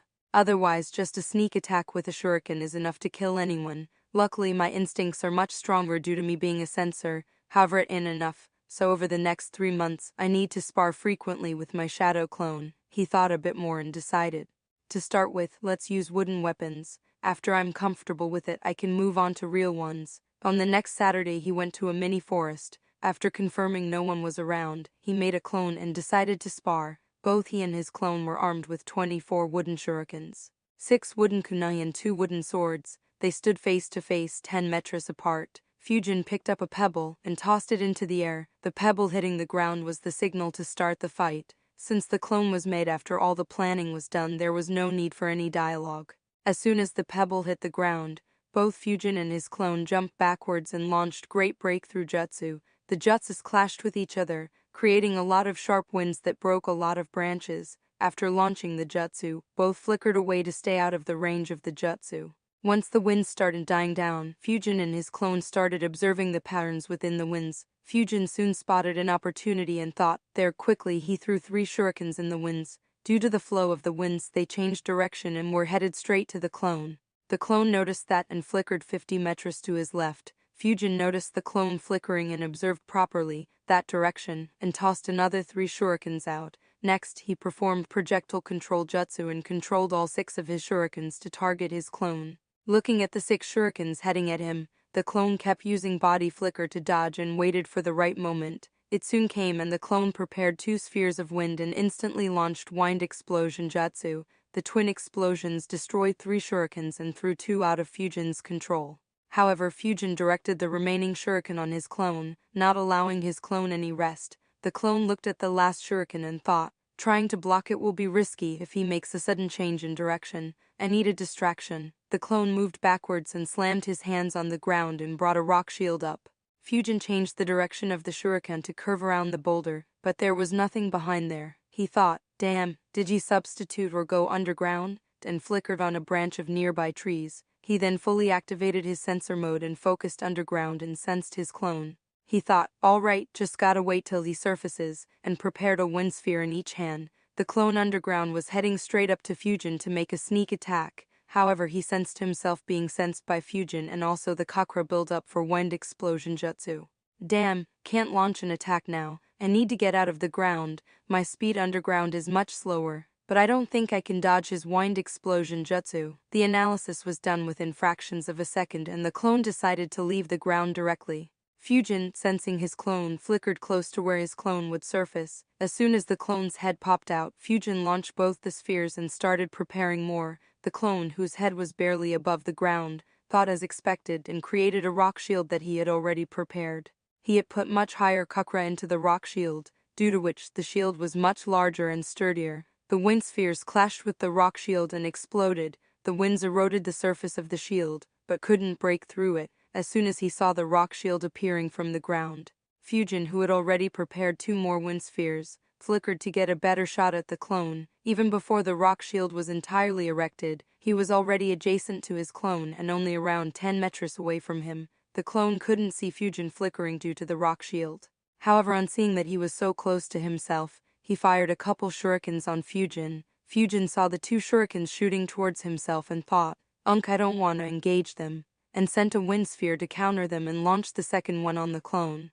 The clone, however, flickered away and Fujin chased after him. Over the next minute, they flickered around at very high speed and tried to hit each other with wind explosion jutsu, shurikens or kunais. However, neither were successful. The clone found an opportunity to surround Fujin with 6 shurikens, and in the only direction that he could escape, the clone fired a couple of wind explosion jutsus. Fujin thought, damn, escaping normally will be risky, let's go underground, and he entered the ground using Earth military movement jutsu. However, remembering his clone's earlier predicament, he didn't close the distance, but instead went in the opposite direction and kept sensing his clone in the wind spheres. He thought, alright, I now need a distraction for getting out of the ground. He prepared great breakthrough jutsu. As soon as he got his head out of the ground, he saw the clone launching 2 wind spheres at him while manipulating 6 shurikens too. However, Fujin blew it all away with great breakthrough jutsu. The clone itself was in the range and escaped underground. Fujin tracked his clone while thinking, I guess he'll try something similar as I did. I wonder if I could disrupt his underground movement. He then approached the place which was directly above the spot where his clone was and punched hard using chakra-infused punch. The ground cracked a bit. The clone underground felt the vibrations due to that punch. However, it didn't cause any damage. Fujin thought, dang, that didn't work. Sigh, I guess I'm nowhere near Tsunade's level. He then flickered on a nearby tree and prepared 2 wind explosion jutsus while also readying himself to flicker away as he waited for his clone to surface.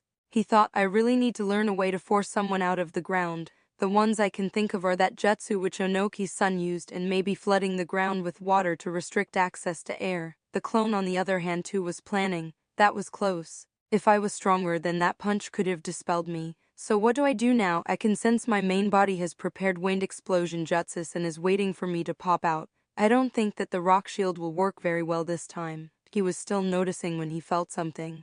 Wait, I can breathe. I see. The cracks in the ground due to that punch allowed some air to seep in. I guess that sucks for the main body. Also, though I never thought about it, it's surprising that a shadow clone needs to breathe. I wonder if Tobirama couldn't create shadow clone jutsu without adding the ability to breathe, or did he add it just to improve its efficiency to perform infiltration missions? If it's the latter, then I need to find a way to remove the breathing requirement of the shadow clone.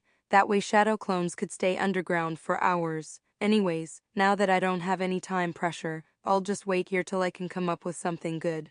After all, I don't have anything to deal with someone hiding underground. Fujin on the other hand kept on waiting on a tree branch for the clone to surface. After waiting for 5 minutes, his thoughts were, does a clone not need to breathe? Surely those cracks can't provide air all the way down. Can it sigh? I really can't do anything. Only Mudmote Jutsu can have a chance, but its range is too short to work. I wonder if my clone has some strategy or is he just wasting time. He kept sensing the clone for another 5 minutes and finally had enough and dispelled the clone. On getting the clone's memories, he sighed at the clone's tactic to wait patiently underground. Sigh, that's my clone alright. I remember that one Counter-Strike game I played in my previous life. Both my team and the enemies went at each other, and within 5 minutes all my teammates were dead and only 2 enemies were alive. They thought they won, but then realized that they still had 1 more to kill. Poor guys tried to find me for 5 minutes straight, and finally when they entered the cave I was hidden in, I killed them. Chapter 30's Combat Practice 2. Fujin began analyzing his spar. Well, ignoring the ending, the spar went quite well, however it was mostly a mid-range fight. I used great breakthrough jutsu and wind explosion jutsu for offense, projectile control jutsu to control the battlefield, rock shield jutsu for defense and body flicker jutsu and earth military movement jutsu for dodging. Wind clones was another jutsu that could have been used, but we didn't due to the confusion it would have created. Other jutsus didn't work in this fight. Actually, I did try to close the distance, however my clone ensured that we never got to fight in close range as he'd be dispelled with just 1 hit. So I couldn't use taijutsu or swords and I never got any opportunity to use wind-propelling jutsu, and casting genjutsu in such a high-paced battle was just not possible with my current skills. As for the areas of concern, it's definitely underground battles. I don't have any way to deal with an underground enemy apart from going underground myself. But I don't have any skill in fighting underground anyways, so that'd be disadvantageous for me. Also, punching on the ground to crack it open is incredibly dumb. The enemy underground just gets better access to air. Apart from that, I also need a stronger offense. I guess I could have sent a kunai through the rock shield, but I couldn't do it with a wooden kunai. Either way, my current ninjutsu can't crack it. Also, I need to use flicker more properly. Both me and my clone at times flickered too far away. That kind of reset the tempo. I need to be able to estimate the right distance to flicker, so that I can continue my offense right away. I guess that'll take a lot of spars to get right. After analyzing, he summarized alright in terms of mid-range combat. I surpassed most of the genins that took part in the Chunin exam in Naruto. Only Gaara would easily beat me and Temari and Shino might be able to compete. My speed is definitely faster than Lee with his weights on, and body flicker is probably on par with his weights off. But body flicker doesn't have the same flexibility, maneuverability or even stamina that his natural speed has, As for my ninjutsu, Great Breakthrough Jutsu and Wind Explosion Jutsu are coming along really well. The Earth release jutsus worked as I thought they would. And I'm really surprised with the high usability that projectile control jutsu provided. Though I can only control 8 shurikens max for the time being, it's still incredibly useful. He then thought about what improvements he should make to improve power. I think I'd need to learn fire release jutsus. After all, I don't have any access to higher rank jutsus for the time being, but me being able to use 3 elements will be very eye-catching. I guess I should wait till my genin squad is formed, if one of my teammates is able to use fire release. I can leave this for the future. Secondly, I think I should finally start learning race engine, and I also need to pack a lot of explosion tags. I wonder if I could attach an explosion tag to a kunai powered by one chakra flow. That way I could send a kunai through any defense the enemy puts up, and explode the tag when the enemy tries to dodge. As for flickering distance, it should improve with more spars. An underground combat I'll leave for later on, as I don't have access to anything that will help me combat it. I also need to improve the way I carry my weapons. I should try to inscribe some storage seals on the weapon pouches, maybe even go a step further and make a wristband with multiple storage seals to get what I want instantly. Anyways, I also need to test out close-range combat and see how it goes. He finally stopped analyzing and made another shadow clone.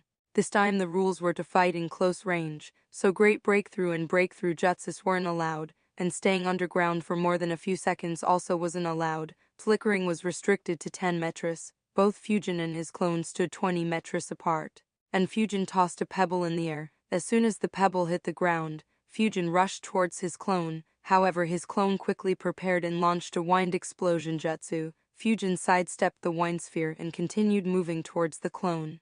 As soon as the clone saw Fujin sidestepping, he exploded the wind sphere, but as Fujin had continued rushing past it, he didn't take any damage and just felt strong winds on his back. He then slashed his sword, aiming to slice the clone's neck. The clone, not having time to grab his own swords, infused chakra in his fist and blocked it with the back of his fist. He then flickered behind and grabbed both of his swords. Not wanting to give his clone the opportunity, Fujin threw one of his swords straight towards his clone at a very high speed. Since the clone was still in the air, he twisted his hand to face towards his left and caused a wind burst, which propelled him to the right. Fujin followed up by launching 3 shurikens on the clone and then used wind retrieving jutsu to get his sword back and also approached his clone. The clone quickly used Gale Surge Jutsu to defend against the incoming shurikens, and then engaged Fujin in a sword fight. Over the past few months, Fujin had trained a lot in Kenjutsu. He had developed a combat style that was very overbearing and relentless. However, he had also trained in defending properly with the swords. Fujin and his clone clashed repeatedly with swords. Fujin was more on the offense, whereas his clone was more on the defense and repeatedly used wind-propelling jutsu or body flicker jutsu to avoid getting hit. In the next 30 seconds, the clone managed to graze his sword on Fujin's left arm and right cheek. However, Fujin soon created an opportunity by using wind-propelling jutsu along with body flicker and got a good hit on the clone, which dispelled the clone. Fujin sighed. Merely a minute of fighting before the clone dispelled. Also, though I managed to dodge the 2 hits from my clone, if the clone had used a real sword, then it would have cut my skin. If the swords were enhanced by Wayne chakra flow, it could have left deep cuts, probably all the way to the bone. Worse, if it were poisoned, it might have incapacitated me. So there's a lot of scope for improvement. Actually, my clone has to avoid each and every hit as he'll be dispelled. That's good. I should probably start doing the same. And then I need to see how I can maintain an all-out offense while avoiding getting hit. There was also the issue of my clone having to block the sword strike with his fist. Even though it was infused with chakra, I'll still take a lot of damage if I do that against a real sword. So I should try to get gloves with a metal plate on the backhand. That would give me another way of defending. I guess my taijutsu needs an upgrade too. While the academy style is good, it ain't enough. Right now, despite putting way less time in it, my kenjutsu completely overwhelms my taijutsu. I wonder which taijutsu style will suit me more. If I don't find anything good over the next year or two, I could approach Guy and ask him to teach me his style. While he ain't dumb as many think, but manipulating him should be doable. Speaking of Guy, I'm surprised that I haven't seen him even once. Granted that I train in only a small part of the village, it's still surprising to never have run into him in over 4 years. Then again, I haven't seen many other canon characters either. Do they gather someplace elsewhere, or is Konoha so short on manpower that everyone has to constantly do missions? Anyways, this sparring has been really good. I should continue doing it. He then made another shadow clone and continued his spars. Over the next 3 weeks, Fujin sparred with his clone on a daily basis. His combat skills improved greatly over this period. After 3 weeks, he stopped using wooden weapons and began using real ones. The clone, however, had to fight carefully to ensure that he didn't critically injure Fujin. The spars got very risky after Fujin started using chakra flow to enhance the swords. In merely 2 months, Fujin ruined 4 swords, 13 kunanis and 33 shurikens due to these spars. He ran out of the weapons he collected from the forest and had to buy from shops. In all, it cost him slightly over 120 cryo on these weapons. However, he didn't bother with the money lost. His thoughts were, what's the use of having money if I don't use it to get stronger? But I guess I should be glad that I did learn Fuinjutsu. I still have over 220 cryo left with me. Right around the same time when he began sparring with real weapons, he also began learning Rasengan. The first and second stages were learnt long back. He finally started on the third stage. One of the biggest issues in Rasengan training was that he couldn't allow anyone to see it. If someone interrupted him or caught him training in forests and figured out his disguise, he could make up some reasons like practicing to fight while using transformation, or that a ninja had to keep his weapons hidden, and hence he planned to keep his skill hidden until there was no choice. While the reasons may cause a bad impression, he didn't care much about that. But for Rasengan, if someone caught him training that, then it'd be a big trouble. The only usable excuse he had right now was that he could say, I figured it out myself after reading about the fourth Hokage. However, that would paint him as an absolute genius and perhaps earn him some visits from root ninjas or even from Shimura Danzo himself. Not to mention that they'd keep a much stricter watch on him. So for Rasengan, he decided to train at home. His senses had honed enough by now to realize if someone spies on him. So if he senses anyone spying on him, he could drop the Rasengan training and instead show that he was training Wind Explosion Jutsu instead. To train Rasengan, he cleared up his living room. He only left a sofa in the living room and moved everything else into the bedroom and began the training. The compression and shaping part was quite difficult. He tried for a few hours without any success. He sighed and thought, let me first do it the Naruto way. And he made a shadow clone with 20% of his chakra. The clone suppressed and shaped the Rasengan. In this manner, he was able to learn Rasengan within a couple of hours. However, he understood that depending on a clone to make Rasengan is very inefficient and began training for Rasengan without using any clones. It took him a month and a half to get the jutsu right, but it was done. Over the remaining few days, Fujin decided to improve his Rasengan. He wanted to reduce the amount of time required to form it and increase the amount of chakra he could put in it. Chapter 31. Graduation Exam 1. Only a week was now left for 4th year's exams. Genki followed the same procedure as last year and asked the students interested in participating in the graduation exam to meet him after class. Fujin thought, I guess it's time to finally become a ninja. There's not much that I can learn in the academy anymore. At best I could learn another element or a few more genjutsu. If I don't attempt the exam this year, the teachers and maybe even Hiruzuna could grow suspicious, and I definitely won't receive much help from them in the future. As for tanking the exam, I am not confident that I could fake my performance convincingly enough for someone who has decades of experience. Either way, I believe I'm ready now. After the class, Fujin visited Genki and confirmed his participation. Genki smiled and wished him good luck.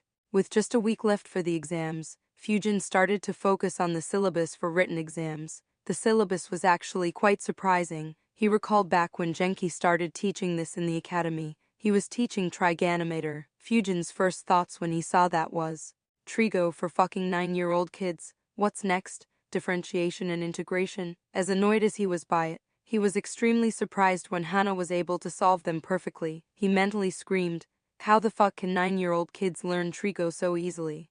He cited how much smarter the kids here were and continued with his studies. He also wanted to be perfectly prepared while going on missions. He stopped learning new seals, and instead had his clones focus on making a few essential objects for him. He bought 2 ninja waist bags, 2 ninja leg pouches and a couple of metallic wristbands. He then had his clones make storage seals on these items. The Fuinjutsu scroll in Section D of the library expanded a bit on the storage seal. It explained ways to increase or decrease the size of the storage space, as well as manipulating its shape. It wasn't very difficult as it only increased or decreased the number of space symbols involved. So the seal itself was still very basic. However, this was very useful for Fujin. In the interior of the ninja waist bags, Fujin managed to draw 7 storage seals. For ninja leg pouch, he was able to draw 4 seals. These had a lot less space as compared to the seals he made on scrolls. However, considering that their purpose was to enhance the capacity of the bags and pouches, it was very handy. For the leg pouch, 2 seals could store 6 kunois each. Another 2 seals could store 24 shurikens each. He then created various triggers to refill the pouch from weapons in the storage seals. This way, his weapon supply would be much larger. For the waist bag, the seals could store a lot more, but he hadn't yet decided how to fill them all. He did have some ideas like a first aid kit, ninja ropes, scrolls, seals that stored elements, more weapons, explosion tags, soldier pills, ration bars, and so on. For the wristbands, he made 1 small seal on each of them. When he wears the wristbands, these seals will be directly under his palms. The seals created a cuboidal storage seal which was around 15 inch 100 ict. Both these seals were made to store swords. This way he could quickly access his swords whenever he wanted to. Other than this seal, he planned on drawing 3 more seals on each wristband. For the seals on the opposite side to the current one, Fujin planned on buying huge sturdy shields and storing them there. If he ever gets in an awkward position where he can't defend himself with the rock shield, he'll depend on this shield to provide cover to himself.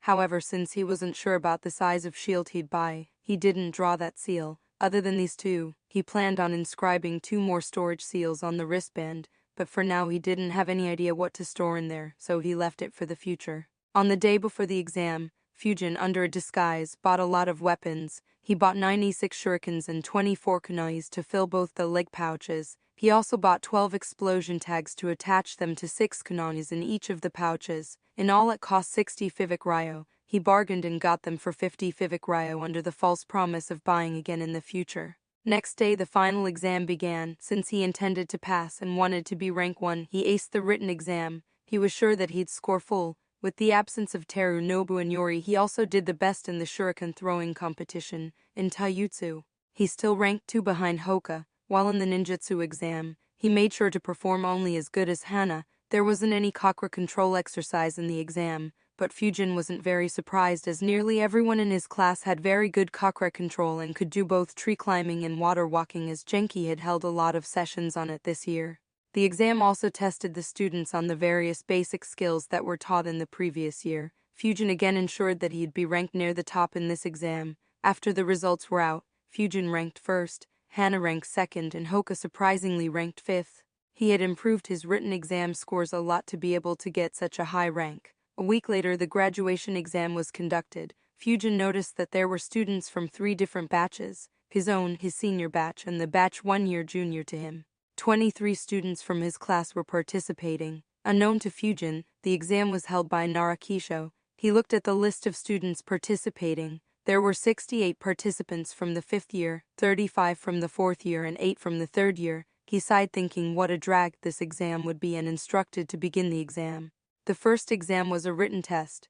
Fujin looked at the paper expecting some more theory questions. However, he was surprised when he read them. They weren't any theory questions, but instead scenarios were mentioned and the students had to write in what they would do. After reading all the scenarios, Fujin sighed. Just basic ninja protocols, and confirming that the students are brainwashed. To think that I actually expected something good, he answered as any ready to graduate academy student would answer. The exam was an hour long. Once the hour was up, the papers were collected and sent to Naruto. He had 6 academy teachers check the answers and decide whether the student is ready to graduate or not. It took half an hour to completely check them, and then they provided the results to Kisho. One of the teachers said, "Sir, we've completed checking. Out of 111 students, 79 have provided satisfactory answers. Rest aren't ready yet." Kisho nodded and said, "Dismiss them." Those 32 students were asked to go back home and prepare well for the next year. Fujin was surprised by this. Wow, they just asked the kids to leave? Wouldn't that be demotivating? Or are they just trying to reduce the number of participants for the next exam? Fujin wasn't alone with those thoughts. One of the teachers who taught a normal class asked Kisho senpai, "Wouldn't this demotivate the students? The ones who participated in the exam are among the brightest students in the academy." Kisho looked at the teacher. He was 2 years junior to Kisho in the academy, but he wasn't very talented and had barely become a chunin during the war. Kisho shook his head and said, "If they get demotivated by such a small failure, then there's no hope for them. They would be better off in the Genin Reserve Force and will save the resources needed to raise someone more worthy to chunin rank." The teacher wasn't very convinced with the answer. but didn't say anything as this wasn't the first time Kisho had supervised the graduation exam. After the written exams, the students were tested on various parameters like shurikens, stealth, camping, chakra control, etc. It was similar to the tests conducted for Fujin's class a week back. Since the tests for elite classes were already conducted, they weren't tested again and their scores from a week back were carried forward. The academy teachers observed everyone's performance and failed another 15 students over these exams. On getting the reports, Kisho thought, wow, that's so convenient. Now the Taijutsu tournament will be so much simpler to conduct. Right before the Taijutsu tournament began, Hokage arrived to watch the exam. He was followed by a character that Fujin recognized very easily, Hatak Kakashi. Fujin was very surprised to see him. He thought, why is Kakashi here? Hiruzuna wouldn't force him to start training kids right now, would he? I really hope not. Canon timeline will be fucked up if Hiruzuna assigns my squad to him. I'm not sure how strong I'd be in another 6-7 years. So for now I really hope something doesn't change due to me. Next was a Taijutsu tournament between the 64 remaining students. Kisho arranged for a knockout tournament, so one student could fight for a maximum of 6 times. Fujin breezed through to the semi-finals. In the semi-finals he had to fight with a Hyuga who was a year older than him. Fujin fought very hard against him, but was still at a lot of disadvantage. While he did get a few critical hits and with one strong punch on his right rib, another on his nose and a strong kick under his left rib. In the end, he still lost the fight. Fujin was initially a bit irritated at the loss. Damn, how exactly do these guys train? I lost despite the amount of progress I made over the past couple of months. He then calmed himself and analyzed the fight better. On other hand, it's probably reasonable. I'm guessing the elders from the Hyuga clan regularly spar with them. I, on the other hand, could only spar with my clone. Also, the Hyuga fighting style is entirely taijutsu. I, on the other hand, was a lot more dependent on wind-propelling jutsu, body flicker jutsu and earth military movement jutsu during my spars. Removing them does reduce my fighting ability considerably. Perhaps if ninjutsu and kenjutsu were allowed, I'd have won this fight. Not to mention, I didn't even use chakra to enhance my punches and kicks in the fight. He then watched the finals between Hoka and that guy. Due to the injuries he suffered against Fujin, he lost after struggling for a bit. However, having fought both of them, Fujin knew that even without those injuries, Hoka would have still won the match. Hoka ranked first, however Fujin wasn't worried much. My points in the normal exam were much higher than Hoka's, so this difference won't affect much. I should still rank first in my class. Fujin noticed that no one was eliminated in the Taijutsu tournament. Chapter 32, Graduation Exam 2. For the next test, a few academy teachers brought the kids to a part of the training grounds. On reaching there, the students noticed a long white line drawn on the ground and a bunch of obstacles placed ahead of it. Fujin thought, "Is this an obstacle race?" However, he soon shook his head, denying that thought. No way, this is too simple. All the 64 students were made to stand behind the white line. Genki then appeared and announced, "This will be the next phase of your exam. This is an obstacle race, and you have to run 500 meters straight to the white line that is drawn there." This announcement excited all the students. They thought, finally an easy exam. The ones who had taken the graduation exam previously thought, why wasn't this exam there the previous year? Fujin was confused by such an easy exam. However, he noticed that there was another man standing behind Genki, and when Genki finished his announcement, he looked at him and nodded. Kisho looked at the excited kids and chuckled. He thought, this should be fun. Sadly, the kids don't know that the guy standing there is an experienced Chunin from the Kurama clan. He is Kurama Illumi. In the previous war, hundreds of enemies fell prey to him and his bag of tricks. Genki then announced, "On your mark, get set, go." However, while he was announcing, Kurama Illumi was making some hand signs, and when he heard go, he casted his jutsu, Demonic Illusion Heaven and Earth Reversal. As soon as he launched his jutsu, all the 64 students were shaken. It was as if someone grabbed the ground in the sky and reversed them.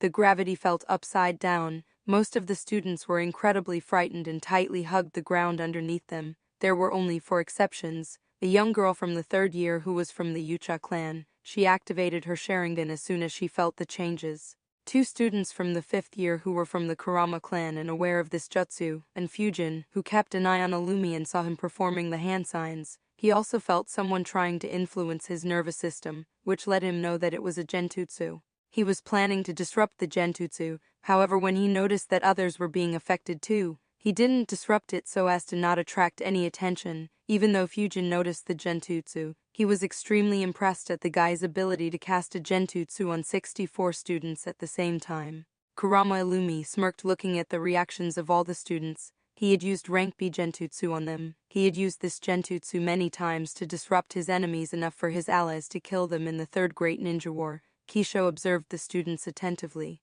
He thought, this test will test the willpower of the students. If they don't complete the race, then there's no way I'll pass them. While all the students were struggling, Fujin was trying to find his balance. He thought quickly about what this test is about. He quickly figured out that there were 3 possibilities, which were, either they are testing our ability to break the genjutsu, or test our willpower, or perhaps our capability to react in an unexpected situation. Either way, this is just a genjutsu. I should just look downwards and try to move along.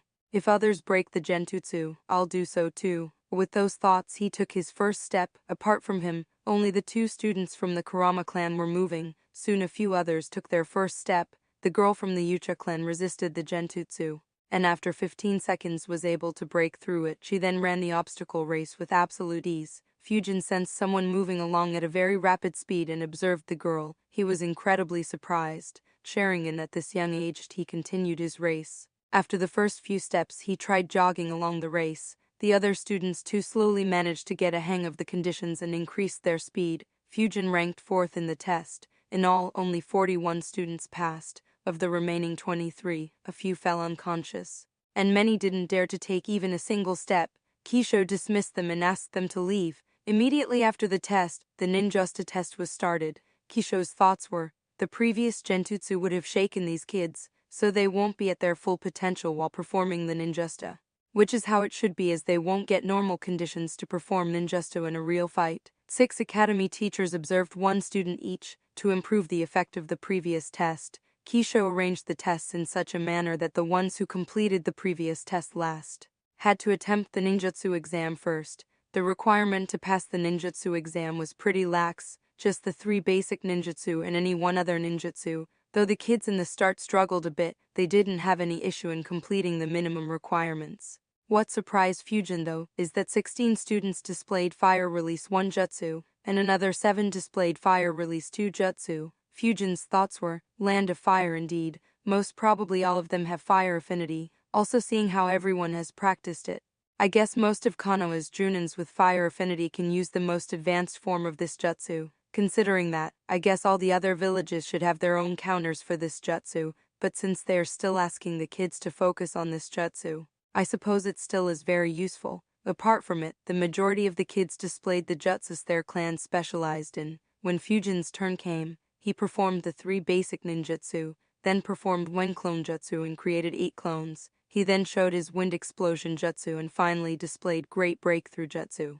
Of course, he only displayed 1/4 of their power, used hand signs and performed them a bit slowly. While not too outstanding, he still outperformed his classmates. What surprised Fujin the most is the performance of the Ucha girl. She announced that she'll first perform Fire Release 3 Jutsu. Fujin became very interested when she announced it, as he wasn't aware of what this stage of the jutsu could do. Right after she announced it, 2 academy teachers stepped forwards and held a metallic string between their hands. Fujin was a bit puzzled. Isn't this the same thing they did for Fire Release 2 jutsu? Just that instead of 1 teacher, 2 stepped up.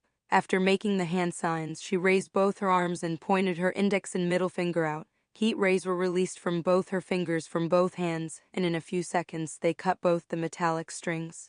Fujin thought, that's it, it's the same as Fire Release 2 jutsu, just that in that they could release the heat ray through only 1 hand. There's basically no increase in the power of the jutsu, just the quantity, still very weak for a rank C jutsu. Strange. Does the jutsu suddenly get much stronger in the later stages? She continued her test by displaying Fireball Jutsu and Fire Dragon Jutsu. Her performance was very good. In Fujin's opinion, in terms of ninjutsu, her performance was only second to a student from the Hata clan from the 5th year. After the exam was over, the teachers began tallying the score. Narikisho passed this work to his subordinates. His job was over when he decided to pass these 41 students. Kisho then reported to Hiruzuna, Lord Hokage, all these 41 kids have passed my exam. Overall there is 1 from the 3rd year, 9 from the 4th year and 31 from the 5th year. They should make splendid shinobi. Combined with the 94 that passed from the senior-most batch, This year's results have been very good for us. Hiruzna nodded and said some kind words to the Narashinobi.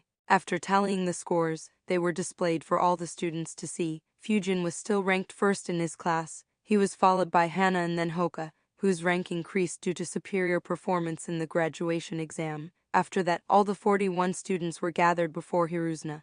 Hiruzna smiled and began giving another speech on the will of fire. Only this time he was much more passionate, spoke with more fervor, and his speech was more intense than any of his earlier speeches. Even Fujin was a bit dumbfounded on how someone can brainwash little kids so openly, with such vigor, and be extremely proud about it. However, as the speech ended, Fujin smirked internally, thinking, will of fire, will of fire, will of fire. Let me now see how much will of fire you actually have, ha ha ha. After the speech, Hiruzna said, Hadak-ri. Suzuki, Fujin, Yucha, Miko stepped forward.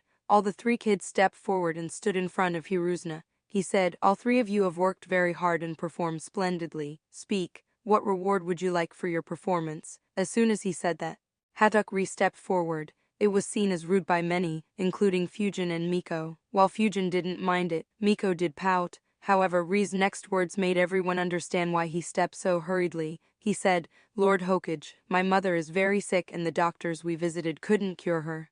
Could you please arrange a good medical ninja to treat her? While everyone now understood why he was so restless, it did pop another question in their mind. Fujin's thoughts were, isn't he from the Hato clan? Sure, Sakumo is long dead, but their condition shouldn't be that desperate. Shouldn't they have enough money to arrange it anyways? Unless it requires someone like Tsunade to deal with it, then I can understand. But even then, I don't think Hiruzna can call Tsunade back anyways. Kakashi too was visibly confused. Only a few teachers and Hiruzna knew the truth. Hiruzna thought, sigh, the Hadak clan has really deteriorated after Saikumo's death. Sadly, Kakashi hasn't paid much attention to the clan. This kid suddenly began performing really well this year, and hence I had looked into his background. His father died in the Third Ninja War, and his mother was only a civilian who wasn't even from the Hatak clan. Therefore she hasn't been paid any attention by the clan. She fell sick half-year back, and became the motivation for this lad to work hard, though I do want Kakashi to lead a squad of Jennings. This was my main purpose to bring him here today, for him to take reins of the Hadak clan and bring it back to prosperity. Hiruzna nodded and said, I'll arrange the best medics to treat your mother. He then smiled and said, keep training hard, ensure that the will of fire in you burns brighter than ever. Hadak excitedly said yes and promised to keep training hard. Kakashi observed the young kid and decided, I need to take a proper look at what's going on in the clan. Hiruzna secretly paid attention to Kakashi's reaction and was very satisfied with it. He could see the Hadak clan making a comeback soon. Chapter 33's I Really Am a Ninja. After having Hokage's word to treat his mother, Ri stepped back. Miko then stepped forward and said, Lord Hokage, I don't want any reward. This surprised everyone. Even Hiruzna was surprised. But he hid it and calmly analyzed. Is this a way the Uchiha are retaliating for their constant monitoring? He then tried to convince her a couple of times, but she declined to get any reward. Hiruzna sighed and looked over at Fujin and thought, the Uchiha matter makes me feel my age. Well, at least he should have a reasonable request. This day should end properly. Fujin, on the other hand, was dumbfounded by both his fellow toppers. He thought, what the fuck? One begs for his mother's life and the other refuses to accept any reward? Why do they want to make my life harder? He then calmed himself and muttered to himself, sigh whatever, it doesn't matter, the Tao of shamelessness must live on. He steeled himself and stepped forward. He put up a smile and an excited expression while thinking, this is it, for this moment I carried 2 swords in person for 5 whole months. He then said, Lord Hokage, for my reward I want 2 swords made entirely of copper metal. He then looked at the Hokage with excited and hopeful expression while hoping that somehow his eyes sparkled like an anim. Majority of the students weren't aware of copper metal, however almost every teacher knew it, and they were absolutely shocked by the request. Genki, who was standing close by, had his jaw dropped after hearing what Fujin said. If Fujin had seen him, he would be sure that he could fit an egg in Genki's mouth. Kakashi's eyebrows twitched at request. He thought, talk about extravagant. Even my father's blade wasn't entirely made of copper metal. The one who was shocked the most, however, was Hiruzna. Despite wearing the Hokage's hat and having excellent control over his emotions, Fujin could still see his shock. Of course he totally ignored it. He thought, whether Hiruzna is happy or so shocked that he dies of a heart attack is none of my business. Wait. If he dies right now, then it'd be very bad. Yeah, I don't think just this much shock would be enough to kill this old freak. He did live through 3 brutal wars without even taking a single major injury. Hiruzna's mind went totally blank for a second. He then thought, made entirely of copper metal. Even the ones they sell in Kana only have around 15% copper metal, rest is made of other common materials.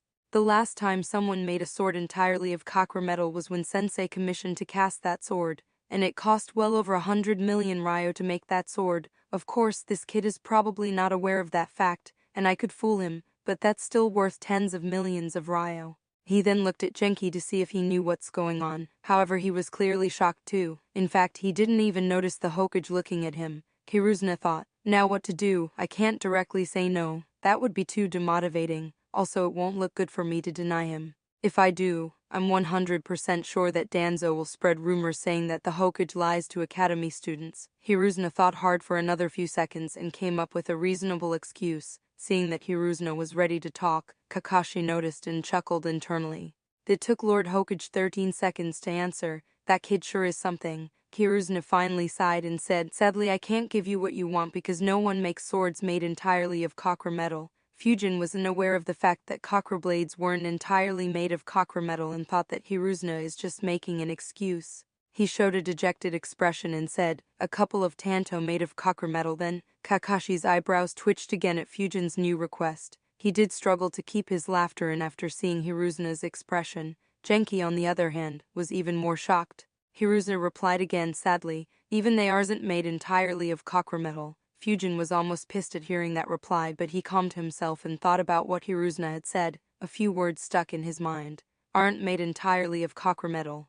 It then clicked him. Wait, in my previous world, didn't such production involve a lot of alloys or other materials? Even gold jewelry wasn't 100% gold. Is that what he is referring to? He then asked, Lord Hokage, what do you mean by aren't made entirely of copper metal?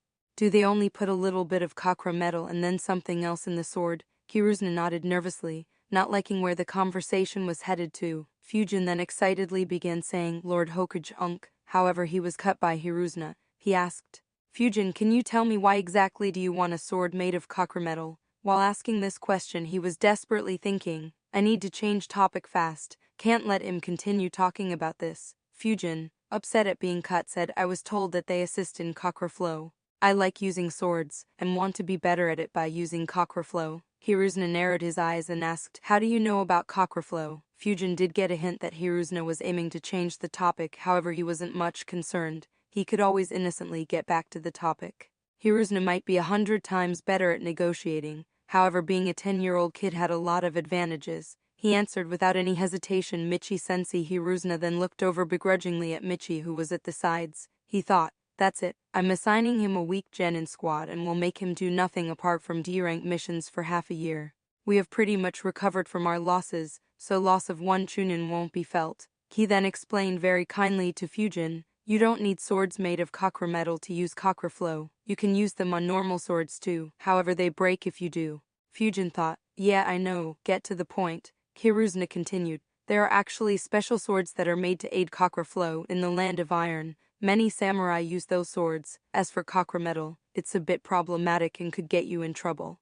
Fujin naturally knew that having swords worth tens of million ryo would put a target on his back, which is why he was planning on leaving them with Hiruzna. He thought, that's a valid concern, though I'm sure that it isn't the main reason for him to not give me chakra blades. But this new info does intrigue me. Why didn't any of the weapon shops have it? He left that question for later and asked, is it possible to make those swords to assist wine chakra flow? For the first time today, Fujin asked a question genuinely, however it still put Hiruzna on edge. He thought, yeah it can, they would have to use Wayne nature chakra metal for it though, and it'll still take the cost to millions. Hiruzna replied, yes it is, but it's better for you to not get it yet. How about this, when you're ready I'll help you get in touch with the right people to make a sword like that. Fujin dejectedly thought, I am sure I could get in touch with them myself pretty soon. However he still nodded. Hiruzna was finally happy that he saved millions of ryo. He was going to talk but Fujin spoke again. He asked Lord Hokage, you said the sword that you'll give me is used by samurai. Right? Hiruzna nodded while really hoping that there were no more extravagant requests. Fujin continued, then could you have someone teach me samurai saber techniques? Please. Hiruzna thought about it. For one, he was happy that the request didn't involve tens of millions of ryo. Secondly, he had noticed Fujin's interest in swords. He thought, Having a sword master sensor who specializes in wind release can be a very useful asset.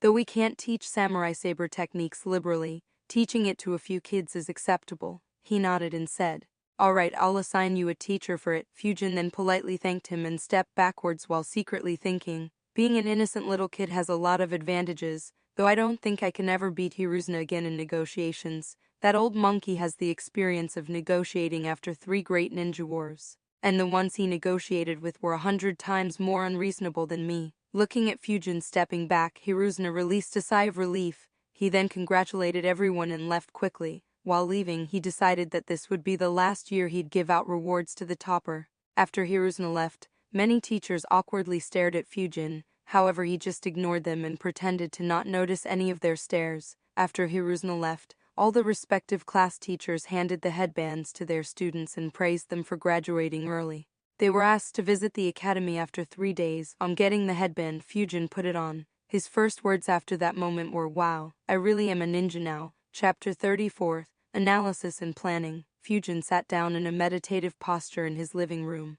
He cleared his mind and began planning. He thought, "The academy is finally over. Though I had to graduate 2 years early, it ain't much of an issue. The only major event that will happen anytime soon is the Yucha massacre, but right now I am not really strong enough to even think about interfering in it. While I do have 2 years at best, I'll only be a chunin officially by then." He thought for a bit more and decided, "Alright, I'll ignore the event. It shouldn't affect me in any way. Secondly, my strength. Right now, though experience is lacking, it won't be wrong to say that despite not having many rank C jutsus in my arsenal, my ninjutsu is probably barely at chunin level. The 3 months of daily sparring helped me iron out many issues in my ninjutsu. My chakra reserves have increased rapidly too. I can now make 3 shadow clones that satisfy the requirements mentioned in the scroll, which means that my chakra level is well into the chunin level. As for taijutsu, it's a bit confusing. I'm confident that I'm stronger than most who took part in the chunin exam in Naruto, but I still lost to that Hyuga. If I assume that he and Hoko are already at chunin level in terms of taijutsu, then it'll mean that I am probably at that level too. Worst case, I'm probably at the peak of genin rank in terms of taijutsu. I really need a better taijutsu style. Only good thing is that my physique is very good for my age. My kenjutsu should be sorted when I learn samurai saber techniques, so it'll be a lot more lethal than my taijutsu, but kenjutsu has its own weaknesses. Holding 2 swords would mean that I can't make any hand signs, and techniques like Rasenjun and Wind Explosion that need hands can't be used, but I guess getting a mid-range slash might compensate for it to some degree. Anyways, I should think about it more after I learn samurai saber techniques. My capabilities as a sensor have grown too. My chakra field can now extend over 750 meters and I can do pretty much everything expected from a sensor, though I will need a few years to master all those tricks. My current fighting ability is majorly based around 10 ninjutsu: body flicker, wind propelling, earth military movement, shadow clone, wind clone, great breakthrough, wind explosion, gale surge, rock shield and projectile control jutsus. Apart from that, it is heavily dependent on swords, kunais and shurikens enhanced with chakra flow. I also know Rasenjun, but I haven't trained to use it in combat yet, though I do have good ideas of using it. For the time being, I can't risk anyone knowing that I know it. So overall, if I am willing to use everything I have to its fullest potential, then I think I'll be at chunin level, though just barely.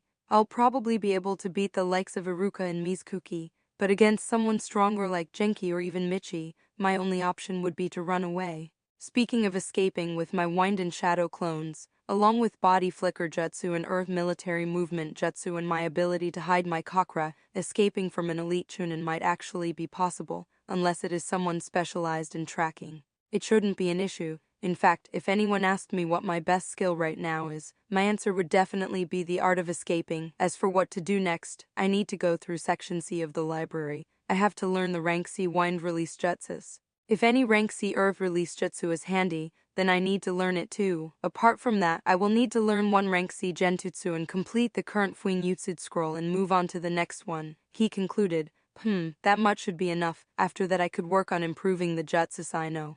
There's still medical ninjutsu that I'd like to learn.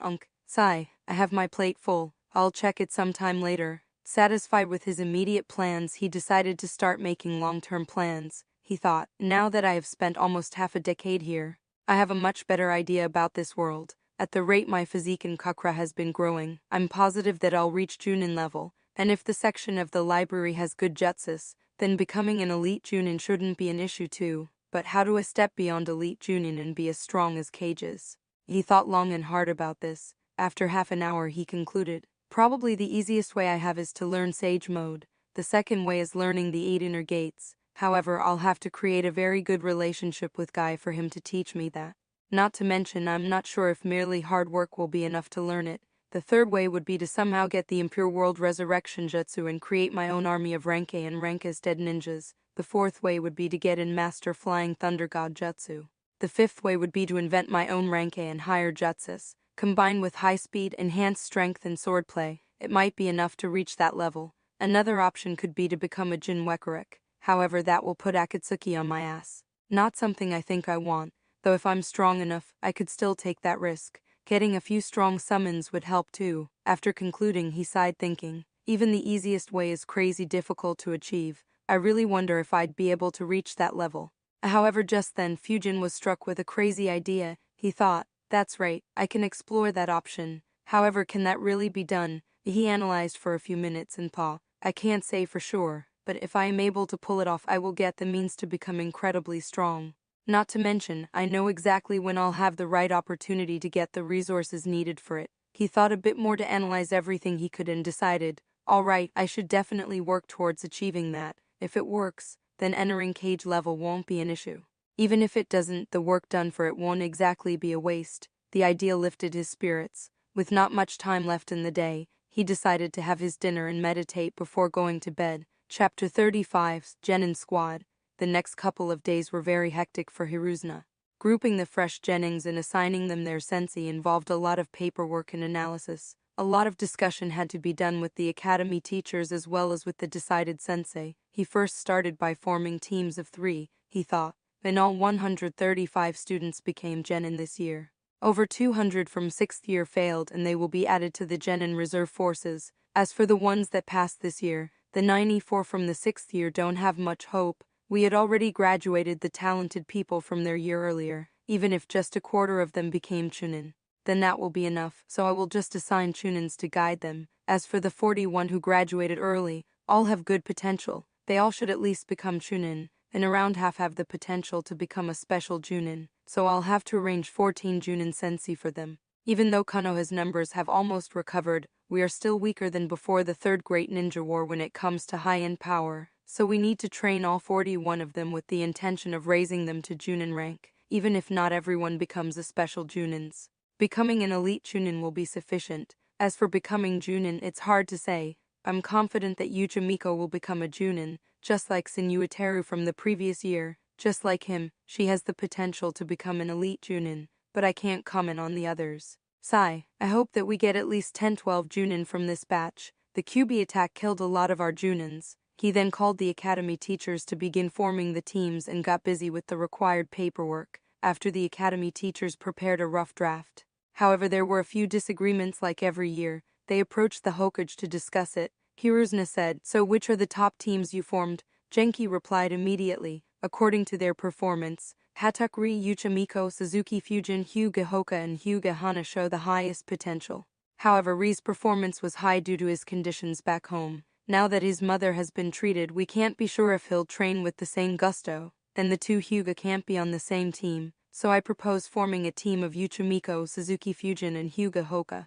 However, soon another teacher, who was the class teacher to Hatakuri, spoke. I disagree. In a mere half year, Ri has made huge progress. In fact, his talent can be considered even above Miko. He should be placed within the top squad. I suggest making a squad consisting of Miko, Ri and Fujin. Another teacher commented, actually, Fujin is just a civilian orphan. His future won't be as smooth as the children from shinobi clans. Even his great breakthrough jutsu was provided to him by Genki, so I think that a squad of Ri, Miko and Hoka might be more optimal. Genki rebutted him, I disagree. Even though Fujin is just a civilian with no background, his performance has been the most consistent in my class. He deserves to be on that squad. Not to mention he is also a sensor and has wind affinity. Being a sensor, he'll complement the Baikaguan. And his wind release jutsus would assist Miko's fire release jutsus and make them more lethal. Also, both him and Hoka kind of have a rivalry in taijutsu, so their teamwork would be much better, he secretly thought. Not to mention that they are so aloof that they barely had any other friendships. so I have no idea whether they can cooperate with others. The previous teacher was about to rebuke him again, however he was cut by Hiruzuna. Alright, that's enough, I have decided. The squad will be made of Miko, Fujin and Hoka. Ri's class teacher was visibly upset over this. He was about to speak, when Hiruzuna said, their Junin sensei will be Senua Renjuro. The teachers were confused by this revelation. One asked, but Lord Hokage, we hadn't selected him to be a sensei, had we? Hiruzuna shook his head and said no. This change was due to Fujin requesting guidance on samurai saber techniques. Renjuro had trained under a samurai. Also, he is an expert in fighting against Sharingan and uses water and earth jutsus, so it'll provide Miko an opportunity to understand how she can be countered and would help her develop more. And Hoka could learn water release jutsus from him. And his taijutsu is strong enough to handle Hoka's obsession with it. He then looked at Ri's class teacher and said, sadly Hatok Ri doesn't practice his clan's kenjutsu, or else I'd have put him on the squad instead of Hoka. Everyone was satisfied with this explanation. They moved on to the remaining students. It took over 13 hours for them to form all the squads and decide their sensei. Once that was done, Hiruzuna sent an Embu to deliver the news to all the ones selected to be a sensei. If they had any issues, they could approach him the next day.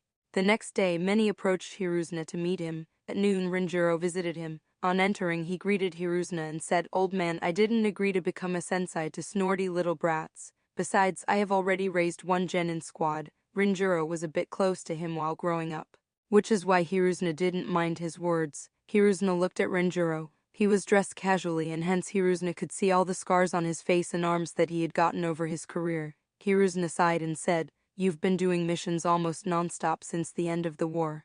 This assignment is for a couple of reasons, one for you to get some rest, and secondly, as one of those Jennings wants to learn the samurai saber techniques. Renjuro looked skeptically at Hiruzuna and asked, you do know that I can't teach it lightly to anyone. So, is there any reason for me to teach it to him? Hiruzuna sighed and said he ranked first in his class, and asked for this as his reward. Renjuro asked, at what reward? Hiruzuna replied, it's an initiative I took to encourage the students and get them to train harder. Hearing that, Renjuro nodded. He knew the shortage of ninjas that Konoha faced. He sighed and said, couldn't you get him to ask for anything else? Hiruzuna didn't reply, but his sweat dropped thinking about what the something else was that Fujin had asked for. After discussing a bit more and getting to know a bit more about the students, Renjuro left. He wasn't surprised by the fact that his squad was the one with highest potential. After all, he has been an elite Junin for over a decade. Later that day, Fujin went to buy new clothes at a shop that sold clothes to ninjas. He bought a completely black attire. He noticed that the cloth used for these clothes was a lot sturdier. The shopkeeper said that it is harder to cut, has some resistances to fire and lightning, and is harder to get wet or dusty. He put one on and checked himself in the mirror. His whole attire, high-heel boots, trousers and shirt were completely black. It suited his fair skin tone, black eyes and black spiky hair well. He thought, I guess I should get a black mask sometime, maybe then I could play hiding in shadow, haha. He looked at himself again. He wasn't bulky but his muscles were properly toned. There was barely any trace of any fat on his body. He was around 4 feet 9 inches tall. He thought, alright, it fits properly and also looks good. He bought 3 sets of the attire. He also bought a pair of gloves with metal plates on the backhand. He also inscribed a hard seal in the interior of the glove. While it didn't do much, Fujin felt that there was no harm in even slightly increasing its defenses. He did wish that he could take the metal plates out, inscribe them with hard seal instead of the whole glove and then put it back. But he knew that he wouldn't be able to put the metal plate back in properly. Next day at 7:30 am, the graduated students reported to the academy. The classroom used wasn't the regular classroom that Fujin went to. 42 students were present here. The teachers took attendance and then gave a scroll to each of the students. Genki called his students one by one and gave it to them. The class teachers of other students did the same. When Fujin's turn came, he noticed that Genki was incredibly happy. He wasn't sure why, but since he didn't particularly care, he went back. Genki was happy because Hiruzuna had allowed him to take the Junin exam. After distributing it to everyone, a teacher announced, the storage scroll provided to you has a first aid kit, 24 shurikens, 6 kunais, 12 senbon needles, 1 ninja rope and 100 meters long ninja wire. He then smiled and said, this is the final gift from the academy to you. Congratulations on graduating. We will now announce your genin squads. When Fujin's squad was announced, he sighed and thought, an aloof guy who doesn't care about anything apart from taijutsu, and a stuck-up brat who probably thinks herself to be as talented as Madara. Fuck our teamwork, sigh. Makes me wonder if I should have graduated last year. Teru was the only one matured enough. He analyzed a bit more. Anyways, it ain't exactly bad. Taijutsu spars with Hoka have always been very helpful. And Miko should give me a bit of practice against the Sharingan. Granted that she ain't nowhere near Obito or Madara, but neither am I. He then looked at Miko and Pa. Also, since she'll die after around 2 more years, it'll mean that I won't be restricted in this squad for very long. Now then, I wonder who my Junin sensei will be. I really hope that it ain't Kakashi. Also, what of my rewards? Genki didn't talk about it, and Hiruzuna didn't call me to meet him. After the Genin squads were announced, the teacher said that the Junin sensei would come and pick them up from the class, and then they all left. While they were leaving, Fujin had a thought and sighed. Naruto and his gang should start the academy next year, and I won't be here. What's with me meeting so few canon characters? Soon Junin started entering the class and called out for their teams. A couple of minutes after the academy teachers left, a tall muscular guy entered and announced, "Team 3, come with me." Fujin, Hoka and Miko followed him. Rinjiro moved to the terrace of the academy. A few seconds later, all 3 Genins arrived. When he reached there, Fujin observed his new sensei. He was around 6 feet 6 inches tall, very muscular, looked middle-aged and had 3 scars on his face, one going right across his right eye, but his eye was fine. His hair was black and very long, a bit similar to Madara's. He held 2 swords on his waist. From the symbol on his clothes, Fujin understood that he was from the Sinyua clan. Actually, there was another thing that allowed Fujin to know that he was from the Sinyua clan. He had massive amounts of chakra. For obvious reasons, Fujin never tried to sense Hiruzuna's chakra. So this was the highest chakra level he had measured so far. It was around 7 times that of Genki. When Fujin tried to measure his chakra, Rinjiro noticed. He looked at Fujin and stared at him. Fujin merely smiled. Rinjiro thought, so this is the kid who wants to learn the samurai saber techniques and the kid who asked for swords made of chakra metal. Not bad, he seems to be a good enough sensor, and even after I stared at him he merely smiled back. I wonder if that makes him foolish, brave or just shameless. He then looked at his remaining 2 Genins and thought. The Hyuga has the same stoic face as their whole clan, and just looking at the Yucha's face showed how much pride she has in her. He sighed thinking, this is gonna take a while. Chapter 36, Senua Renjiro. Renjiro said, I am Senua Renjiro, I'll be your Junin sensei. Let's start by getting to know each other, so just tell me something about yourself. Miko asked, what should we tell? On the other hand, Fujin remembered the tell me about yourself question that used to be asked in interviews in his previous life. Renjiro replied, tell me about your likes, dislikes, dreams, hobbies, and similar stuff. Fujin then replied, I am Suzuki Fujin. I like swords and cool jutsus. My hobby is to train and read shinobi history and wars. I dislike the carnage that wars cause, and my dream is to become a strong ninja in the future so that I could bring peace to the world. Renjiro stared at Fujin and was very impressed with his dream.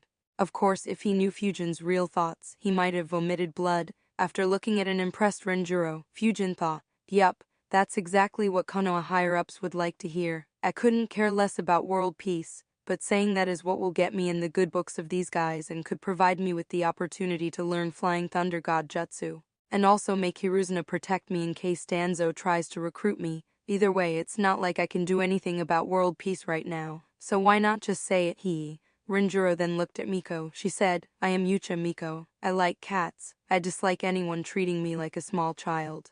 My hobby is practicing ninjutsu and playing with cats, and my dream is to be the strongest Yucha ever. Fujin looked at her and chuckled internally thinking, well, you've got 2 years to surpass Madara. Rinjiro nodded and looked towards Hoka. He said, I am Hyuga Hoka. I like Taijutsu. I dislike studying. My hobby is to spar with others and my dream is to be the strongest Taijutsu user. Renjiro nodded and said, well, congratulations on graduating early, but that doesn't mean that you are Konoha shinobi. You guys will be on probation for 3 months, and after that I'll decide whether you're ready to be a ninja or not. This announcement had mixed reactions from the 3 Genins. Fujin wondered, at no test. After thinking for a bit he realized, they are probably still recovering. That's why there's a probation period instead of a test to check whether we are ready or not. However, the other 2 kids didn't take the announcement lightly. Miko impatiently asked, but why? Didn't we pass the graduation exam? Hoka took her point further and said, yeah, I even defeated everyone in the Taijutsu tournament. Rinjiro replied, graduation exam is the bare minimum you require to be a ninja. Your attitude, temperament, courage and values matter more, and I'll be the one to judge that. Miko and Hoka were still unsatisfied and wanted to complain more, but Renjiro didn't give them a chance and announced, "We'll meet tomorrow in Training Ground 17 at 6 am. I'll check your skills tomorrow. Be on time. I hate tardiness." After saying that, he flickered away. When he left, Fujin thought, he didn't say a single thing about himself other than his Heck, I think even Kakashi talked more with his team after he left. Miko huffed and started to leave without saying anything. Hoka, on the other hand, said goodbye to Fujin and was planning to leave too. Fujin sighed and said, "Oi, wait a minute."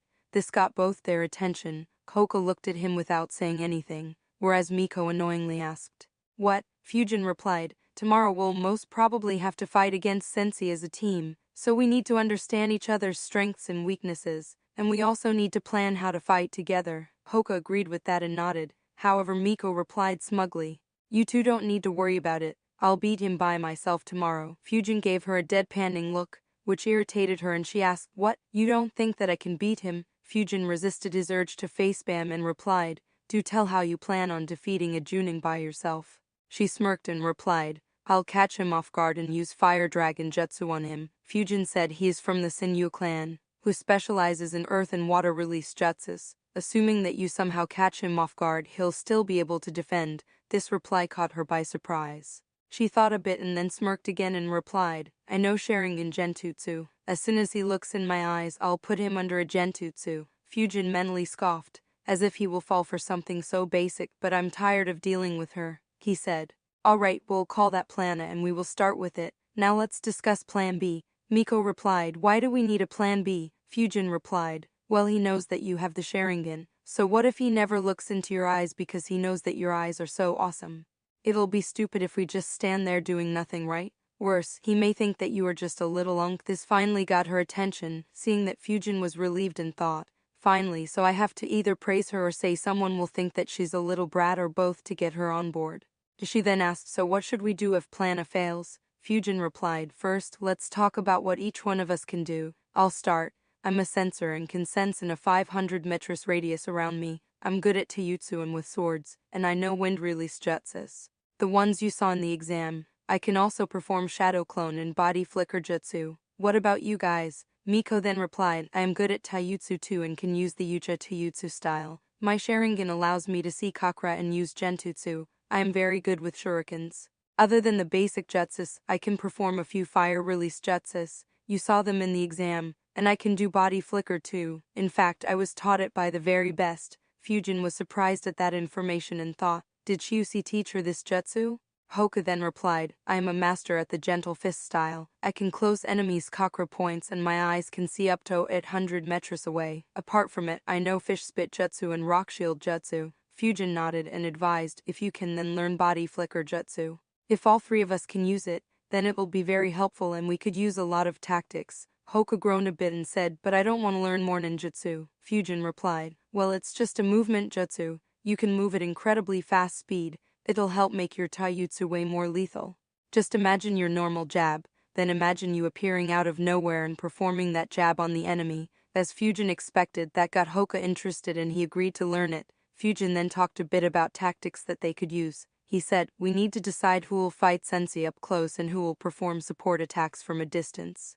However, Hoka cut him off and said, "I want to fight up close." Fujin was about to nod when Miko said, "No, I want to fight up close." Hoka rebuked her and then they started arguing. Fujin sighed thinking, "Kids." He then stopped them both and said, "Among all of us, Hoka was ranked 1 in the taijutsu tournament, so he'll engage in hand-to-hand combat with Sensei." Miko was about to talk but Fujin continued, "But he can't handle Sensei all by himself, so you and I will assist him from time to time. Also, both of us have mid-range jutsus, so it'll be a waste if we can't use them." Hoka, wanting to engage in hand-to-hand combat, quickly supported Fujin, and Miko had to begrudgingly agree. Fujin thought, "I planned on discussing a lot more, like the fire-wine combination, and even wanted to ask Hoka to learn more advanced water release jutsus as they work well with wind release as well. Sadly, I was too impatient. It'll take a lot of time before they are ready to listen to those tactics. Kinda makes me wish that Renjiro beats both of them up tomorrow to make them a little less stuck up,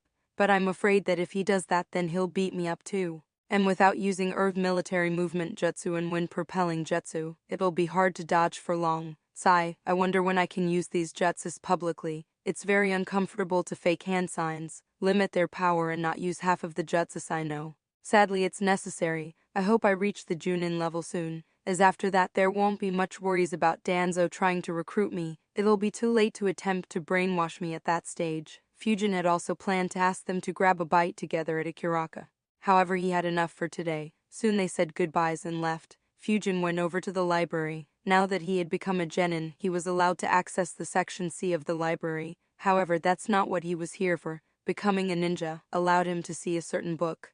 He went to the librarian and showed his card and asked, "Can I see the bingo book?" She was surprised by a 10-year-old kid asking her that question. However, since he was a ninja, she nodded and asked, "Would you like to see the smaller one or the bigger one?" Now it was Fujin's turn to be surprised. He asked, "What's the difference?" She replied, "Well, the smaller one only has names, bounty, affiliation, and some basic information, whereas the bigger one has more in-depth information." Hearing that, Fujin asked her to show the bigger one. She nodded and brought it to Fujin. When Fujin saw the book, he was shocked. His first thought was, "It's freaking huge." He opened to see it. Apparently, every page covered the data of only one ninja. Then the book had 197 pages. After analyzing, Fujin thought, "Well, it makes sense, considering that there are over 100 ninjas in this world." He then mentally thanked the ones who made such a good index. Everything was arranged properly according to the village and alphabetically as per their names. There were also lists that arranged the ninjas as per their rank in their village and in the descending order of their bounties. After searching for a couple of minutes, he found the name he was looking for, Senua Renjuro. He began turning the page, but while doing that, a thought occurred to him. "It's funny that I thought my biggest advantage in this world would be information, but considering how vast this world is, I don't think I have the information on even 1% of the ninjas. Heck, apart from Tsunade, I didn't even know any living Senua. Anyways, this data is very detailed. I am surprised that we can read it for free, but it makes sense, I suppose. This data is compiled by the ones who make the bingo book. And since it's already out in the open, why not just let all your ninjas read it for free?" He opened the page and began reading, and he was very surprised by what he read. His bounty was 45 million ryo. It was even higher than Asuma's during Shippuden and was put on him by Kirigujker. He thought, "Not bad at all. I guess Hiruzuna did appoint someone very competent as my sensei." He read further. The information that Fujin obtained was, Senua Renjuro, Renke, 39 years old. He became Genin at 8, Chunin at 10, Junin at 16, and Elite Junin at 28. He specializes in water and earth release ninjutsu, but can use jutsu of other elements too. He's an excellent swordsman who was trained in the way of swords by a samurai. He fought in both the Second and Third Great Ninja Wars. In the Third War, he had served as Orkarasham's deputy on the Kiri front. Later on, when Orkarasham had to join a different battlefield, he became Konoha's commander on the Kiri front. Due to his skill with the sword, his proficiency in water release jutsus, and his summon, a sloth, he was very effective against Kiri ninjas. He killed 13 Kiri Junins and over 50 Kiri Chunins over the course of the war. His biggest accomplishment was killing one of the 7 ninja swordsmen of the mist in that war. Though his army was defeated by a surprise offensive launched by Kiri, he managed to retreat with the majority of his army and kept Kiri at bay until Konoha's yellow flash reinforced him and pushed Kiri back to the seas. After reading that, Fujin thought, "Damn fuck, he's strong, not Sannin level, but very close. Anyways, it says that he was trained by a samurai, so I guess he's guide Hiruzuna arranged for me. I do wonder what that summon is though. It's the first time I'm hearing of a sloth. Isn't that a deadly sin? But that sounds a bit too overpowered and not something from this world. Well, whatever, I'll look into it later." He then looked into the data of the ninja he knew from Naruto. He sighed in relief, confirming that it was very similar to what he knew. He also got a better understanding of the shinobi world. He thought, Konoha is way stronger than what was shown in Naruto. Fathers of Shikoku, Iniachi and Shibi are still alive and leading their clans. Each of them is an elite Chunin and are very close to rank S. Though I guess that their strengths will decrease over time due to their age. In all, Konoha has just 3 rank S ninjas now, but Jiraiya is barely in the village, and Tsunade can barely even fight. However, surprisingly or unsurprisingly, the bingo book has no mention of Danzo. Also, it's quite possible that Fugaku is hiding his Mangekyu.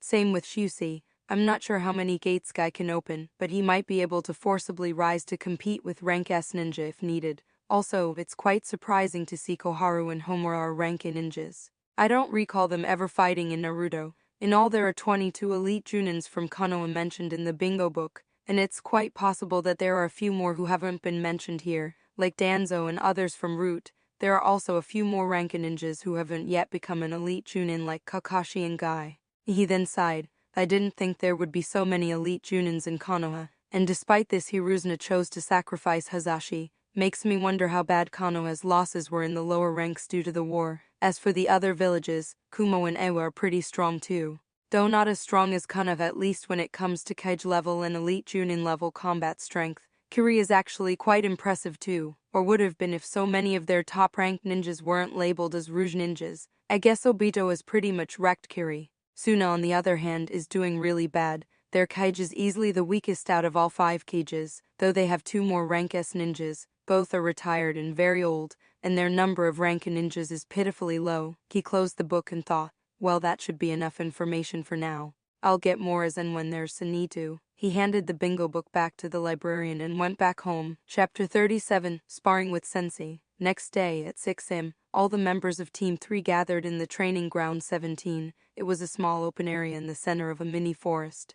Renjiro was the last one to arrive. On seeing his genin squad already there, he wished them good morning and said, as I said yesterday, before I begin training you 3, I'll like to see what you can do, so we'll have a spar, you 3 versus me. He paused for a few seconds and said, we begin now. As soon as he said that, he jumped forward with the intention to punch. It caught all the 3 Jennings off guard. Miko jumped backwards hurriedly and Hoka jumped to his left. Fujin on the other hand just flickered away. Renjiro's punch landed on the ground where the 3 Jennings were standing initially, and the ground cracked, causing a lot of dust to rise, which hit him. Renjiro thought, not bad, I only intended to punch the ground in front of them, but I didn't think that all 3 would react so quickly, especially Fujin. Did he use body flicker jutsu without any hand signs?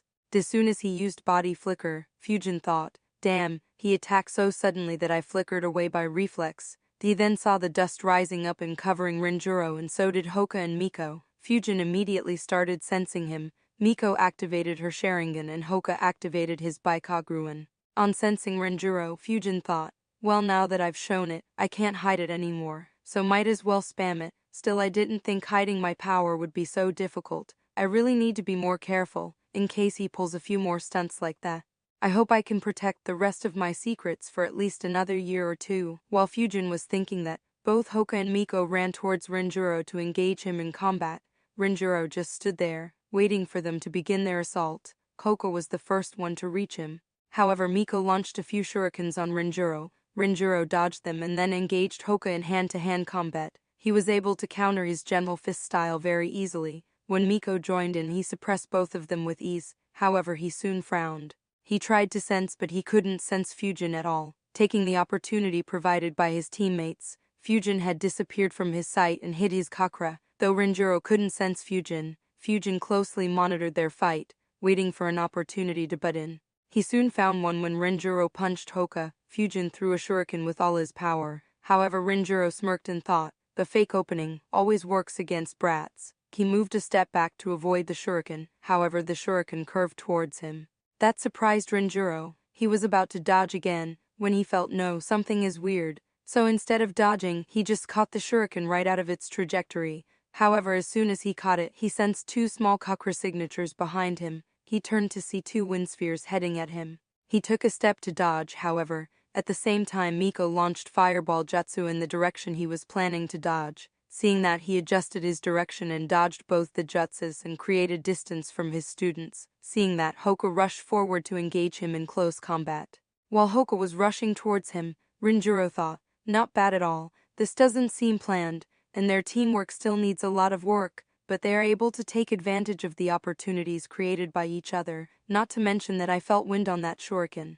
Which means that Fujin used projectile control jutsu on the shuriken, and instead of pressing forward on a hopeless assault, he took the advantage of that fireball to disappear again. He engaged in another round of combat with Hoka and Miko. Fujin, who was secretly observing the combat, thought an elite Junin indeed. That opening was a bait to understand my location. Not to mention he grabbed the shuriken out of thin air, though I wonder what he'd have done if I had infused that shuriken with Wind Chakra. Anyways, I wonder if I can fool him using a shadow clone.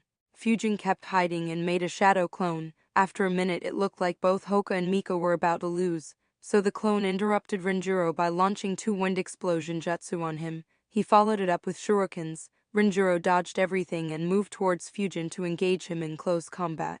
However, the clone flickered and moved behind Miko and Hoka. Seeing Renjiro approaching, Hoka began moving forward to engage him. However, Fujin sensed a huge chakra built up by Miko and shouted, "Hoka, move aside." That shout alarmed Hoka, and he turned to see that Miko was weaving hand signs and had gathered almost all of her chakra.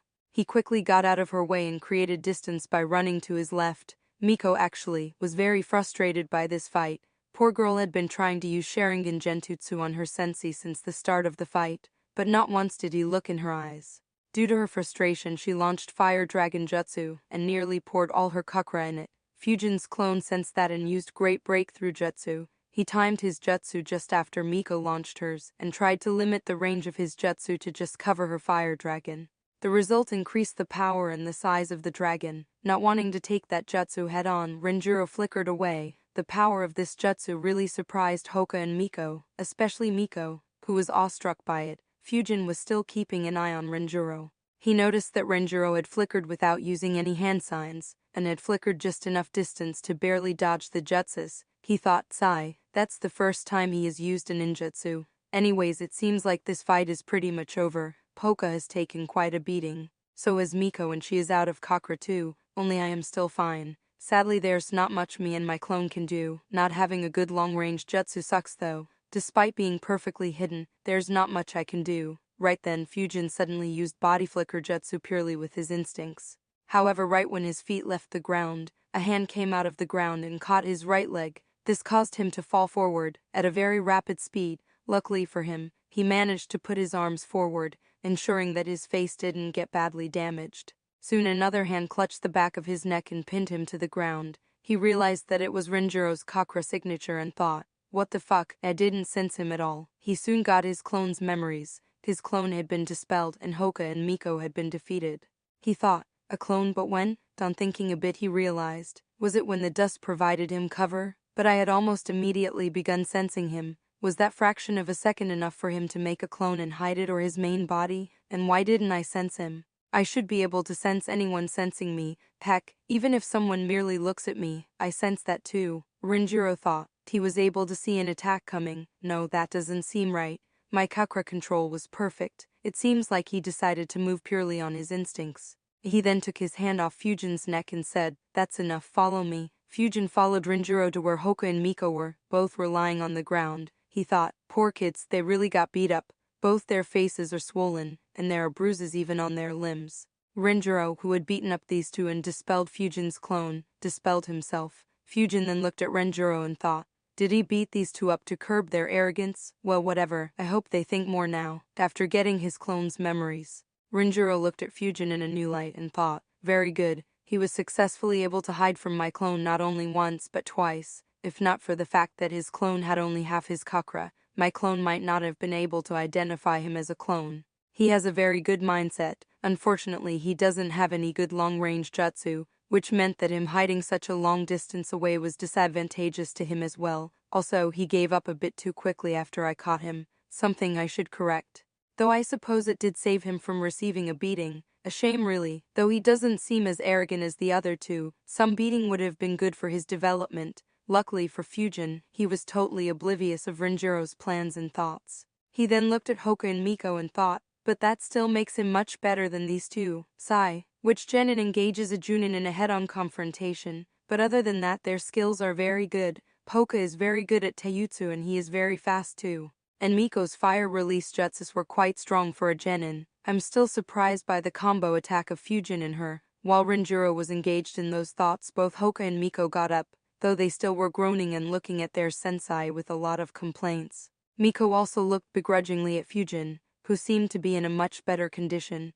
Renjiro of course ignored those looks and said, you have 10 minutes, sit here quietly and think about our little spar. I'll ask you some questions after 10 minutes and I expect you to answer them. Fujin sat down and began to analyze the fight. Hoka and Miko did that too. However, they were still looking at Renjiro angrily. All three Genins began analyzing and had the same first thought. An elite Junin is incredibly strong, while Fujin had to take some effort to dig up information on Renjiro. Hoka and Miko got it very easily from their parents. Rinjuro's exploits were common knowledge among the shinobi who fought in the Third Great Ninja War. That had made them a bit more respectful of Rinjuro. After the 10 minutes were up, Rinjuro asked, "The first question for you. When did I make a clone?" Fujin raised his hand and replied, "Most probably when you punched the ground and raised a dust cover." Miko, who was thinking hard, replied, "Yes, I don't think there was any other opportunity for you to make a clone." Fujin could sense anger in her voice due to being beaten up. Hoka was still confused though. He asked, "But sensei, why couldn't my Baikaguan see you?" Rinjuro replied, "There are ways to hide even from the Baikaguan. Take this as a lesson that just because you don't see it doesn't mean you can relax and put your guard down." Hoka nodded with a conflicting expression, knowing that the pride of his clan wasn't foolproof was a big blow to him. Fujin then asked, "But sensei, how were you able to approach me from underground and still hide your chakra? Also, how did you keep a track of where I was without letting me sense you back?" Rinjuro replied, "There are ways to hide from a sensor, also tricks to sneak up on a sensor. Just because you don't sense anyone doesn't mean that you should completely drop your guard." Miko was the next one to ask a question. She asked, "Sensei, how did you fight me without even once looking into my eyes?" Rinjuro smirked and said, "The Ucha clan has been using Sharingans for hundreds of years. There are many ways to combat your Sharingan too. The one I showed you was just the most basic one." The answers made all the three Jennings fall into a deep thought. Fujin especially was very worried. He thought, "Does that mean if someone was spying on me, I wouldn't even have an idea?" This thought worried him. However, he calmed down on thinking, well, he is an elite Junin, capable of leading a whole battlefront. Surely Kana won't send an elite Junin to spy on a nobody. I should still be safe. Rinjuro cut the thoughts of his students and said, "Now all three of you will think and tell me why you lost, and tell me how you could have performed better." Hoka, you first, followed by Miko and then Fujin. Hoka thought for a bit and said, "You countered my gentle fist and I couldn't land even one hit on you. Also my Baikaguan couldn't see your clone, and you were also a lot faster than me or anyone else." Rinjuro then looked at Miko, who replied, "Your Teiyutsu is much stronger than ours, and you were always able to dodge all of our attacks, no matter how thorough we were. Also you knew exactly how to counter each one of us." He then looked over to Fujin, who said, "Our teamwork wasn't proper, we barely ever even spoke to each other. I saw Hoka and Miko tag team against you, but they weren't in sync with each other, and I, despite being hidden, couldn't help much from such a long distance, and we didn't have any plans to defeat you." Not to Fujin paused for a few moments and continued, "You were just too strong for us to handle." Rinjuro nodded and thought, "Decent. Hoka's tactical thinking would have to be developed more, but the other two are much better." He then said, "All right, this is it for today. You can go home and heal yourself. We will meet here tomorrow at 5 a.m. You have one assignment for tomorrow. Write down your daily routine and bring it tomorrow. And Fujin, stay here. Hoka, Miko, you two can leave." On getting the permission to leave, they said goodbyes and left. Fujin did have to suppress his urge to laugh as they both were walking very weirdly. Though that urge went away very quickly as he had a horrifying thought. Wait, I was the only one not beaten up, so he didn't make me wait. He quickly got rid of that thought. No way, he's a reputed commander from a great ninja war. He won't be so petty. He screamed internally, "Where the fuck are those human rights activists? Also, why the fuck didn't that old monkey make laws to prevent child abuse despite warming the Hokage seat for decades?" Fujin kept seeing his teammates walk away in a weird manner, while desperately hoping that his thoughts won't ever come true. Chapter 38, Light Morning Workout. In Training Ground 17, Fujin and his new sensei were alone. Rinjuro asked, "Why didn't you use swords during the spar?" Fujin replied, "'Cause I don't have any. I checked the prices and even the cheapest one costs 12 cryo. Sadly I can't afford them." The answer was within Rinjuro's expectations. He nodded and said, "I'll be teaching you how to wield swords from now onwards. Don't worry about the swords, I have a few you can use. We will first test your skills and also the size of the sword that will suit you. After that, the third Hokage will order 2 custom-made samurai swords for you." Fujin nodded and thanked him. Rinjuro took out a scroll, laid it on the ground and rolled it open. Fujin noticed that it was a storage scroll. And looking at the number of storage seals, he probably was the one who made it. Rinjuro made a hand sign and 12 swords appeared on the scroll. Fujin picked up 2, which were very similar in size to the ones he already used, and said, "Sensei, the ones I used in the academy were of this size." Rinjuro replied, "All right, we'll start with these then. Let's have another spar. I want to see how good your sword skills are." Fujin and Rinjuro then sparred to compare their sword skills. While sparring, both had different thoughts. Fujin was happy that his sensei wasn't the same monster he was earlier. Rinjuro, on the other hand, had mixed feelings about Fujin's swordsmanship. he thought. This kid's basics are extremely solid, especially considering that he has only trained with swords for less than a year. However, apart from the basics, he has nothing at all. There's no style to his swordplay. It's just a simple straightforward attack and defense. While he has been attacking and defending well, it's only due to him leveraging his speed and strength. If I were to increase my speed and strength to match his, he most probably won't even last 5 seconds.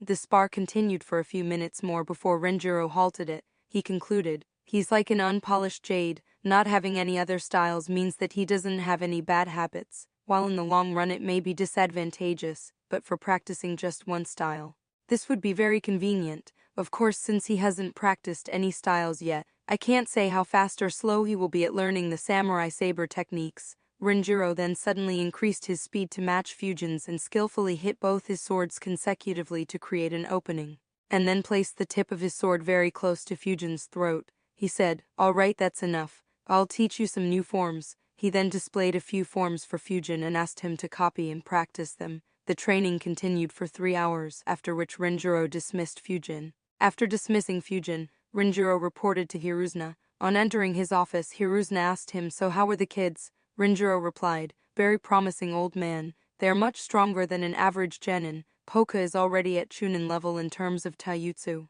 and Miko is the same in terms of ninjutsu, though her chakra reserves need to increase. Fujin's ninjutsu isn't bad either, though his ninjutsu was weaker than Miko's. He was more skillful with them, and his chakra reserves are higher than hers. The most surprising thing is that his tactical thinking is already on par with someone who has gone through many missions. And even though they didn't actively strategize, they were smart enough to take advantage of the openings provided by their other teammates. Even if I had conducted a test, they would have easily passed it to become genins." Hiruzna nodded in thought, just as their results indicate. Though Fujin's tactical prowess is surprising to hear, I guess that is why he was able to easily rank first in the written exams. He then asked, "What about Fujin's sword skills?" Renjiro shook his head and said, "I can't say yet. His basics are good, but whether he can learn further or not depends on his talent and the effort he puts in." Hiruzna replied, "All right, I'll leave it to you," and dismissed him. Next day, Fujin got up at 4:1 a.m. and thought, "I thought waking up at 5 a.m. was too early. Now this guy asks us to gather there at 5 a.m., not to mention that training ground is over 15 fucking kilometers from my home. Sigh, whatever. I guess I'll get a good morning run at least. Not sure if his training will be as intense as my morning workouts, so I could increase the pressure applied by the seal on my body during that run." Fujin reached the training grounds just before 5 a.m. and saw that both his teammates were already there. He wished them good morning and waited for Renjiro. Renjiro appeared right at 5 a.m. and said, "Morning." The kids wished him back. Renjiro began by saying, "From today onwards, we'll meet here daily at 5 a.m. Our mornings will begin with rigorous physical training." He then looked at Miko and said, "Fujin's and Hoka's physiques are very well developed. However, Miko, you don't have any seals on your body to help build your physical strength, do you?" Miko shook her head. Renjiro said, "Today you'll ask your parents to get that seal for you. And get the seal before this week ends." Miko nodded and said, "Yes, sensei." He then looked at Hoka and Fujin and asked, "How much maximum pressure can your seals apply?" Hoka replied, "Maximum, it can apply 125 kg weight." Fujin replied, "Mine can apply a maximum weight of 250 kg. Hoka looked at Fujin with a bit of jealousy as his seal was better. Renjiro then asked, "All right, and how much % of the pressure do you two use?" Hoka replied, 30%, and Fujin replied, 13.5%. On hearing Hoka's reply, Fujin sighed internally. No wonder he can keep up so easily with me. Whereas Hoka's mood cheered up as he thought, even though his seal is better, I apply more pressure on my body. Miko, on the other hand, was upset and annoyed, thinking, no wonder these two move so fast. Why didn't anyone ever tell me about this method to get stronger? Renjiro thought, really impressive. It seems that I can make their physical training more rigorous than I had planned. He said, "All right, let's begin with our training," and Team 3 began their first training session under their new sensei. Everyone was very enthusiastic. Getting personally trained by an elite Junin would be really helpful, no matter what their dreams were. Becoming an elite Junin would be the minimum requirement for them to reach. Only after that could they think of making their dreams a reality. In the first 30 minutes, all three were very energetic. In the next 30 minutes, their enthusiasm died down. After 1 hour, Miko could barely keep up with the training. Even an aloof Hoka could clearly notice that she was trying her hardest to hold back her tears. Hoka could still keep up and was the only one looking forward to the next 3 hours. Fujin could keep up too, but he had a very bad feeling. After 2 hours, Fujin was badly regretting the decision he made in the morning. He thought, which fucking demon put the thoughts of turning up the pressure of the seal to fucking 25% for the morning run to this training ground? When the training finally ended at 9 am, Hoka and Fujin dropped to the ground. They could barely even move any muscle. Miko had already dropped unconscious some time earlier. Neither Fujin nor Hoka were aware when exactly, but Rinjiro picked her up and laid her under a tree. Fujin would have screamed for child protection laws, but he was too tired to even think about it. He noticed that Miko got up a few minutes after the training ended, and that felt very fishy for some reason. Looking at that sight, Rinjiro chuckled internally. He said, "No need to overreact so much. It was merely a light morning workout. Now get up and move under that tree." They both barely got up and wobbled somehow to those trees and sat there while resting their backs on the trunk of the tree. Rinjiro then tossed a couple of ration bars and a water bottle to all three and said, "You can rest here for the next hour, eat those ration bars and hydrate yourself, preferably after half an hour. I'll meet you here again at 10. He then flickered away. As soon as he left, both Fujin and Hoka slid down and began sleeping. This pissed Miko, who said loudly, "Wake up you two. We can't sleep all day." That woke the two of them up. Hoka dismissively replied, "We didn't sleep for over an hour during the workout." Fujin continued in the same tone, "Yeah, wake us up after 30-40 minutes, and they both went back to sleep."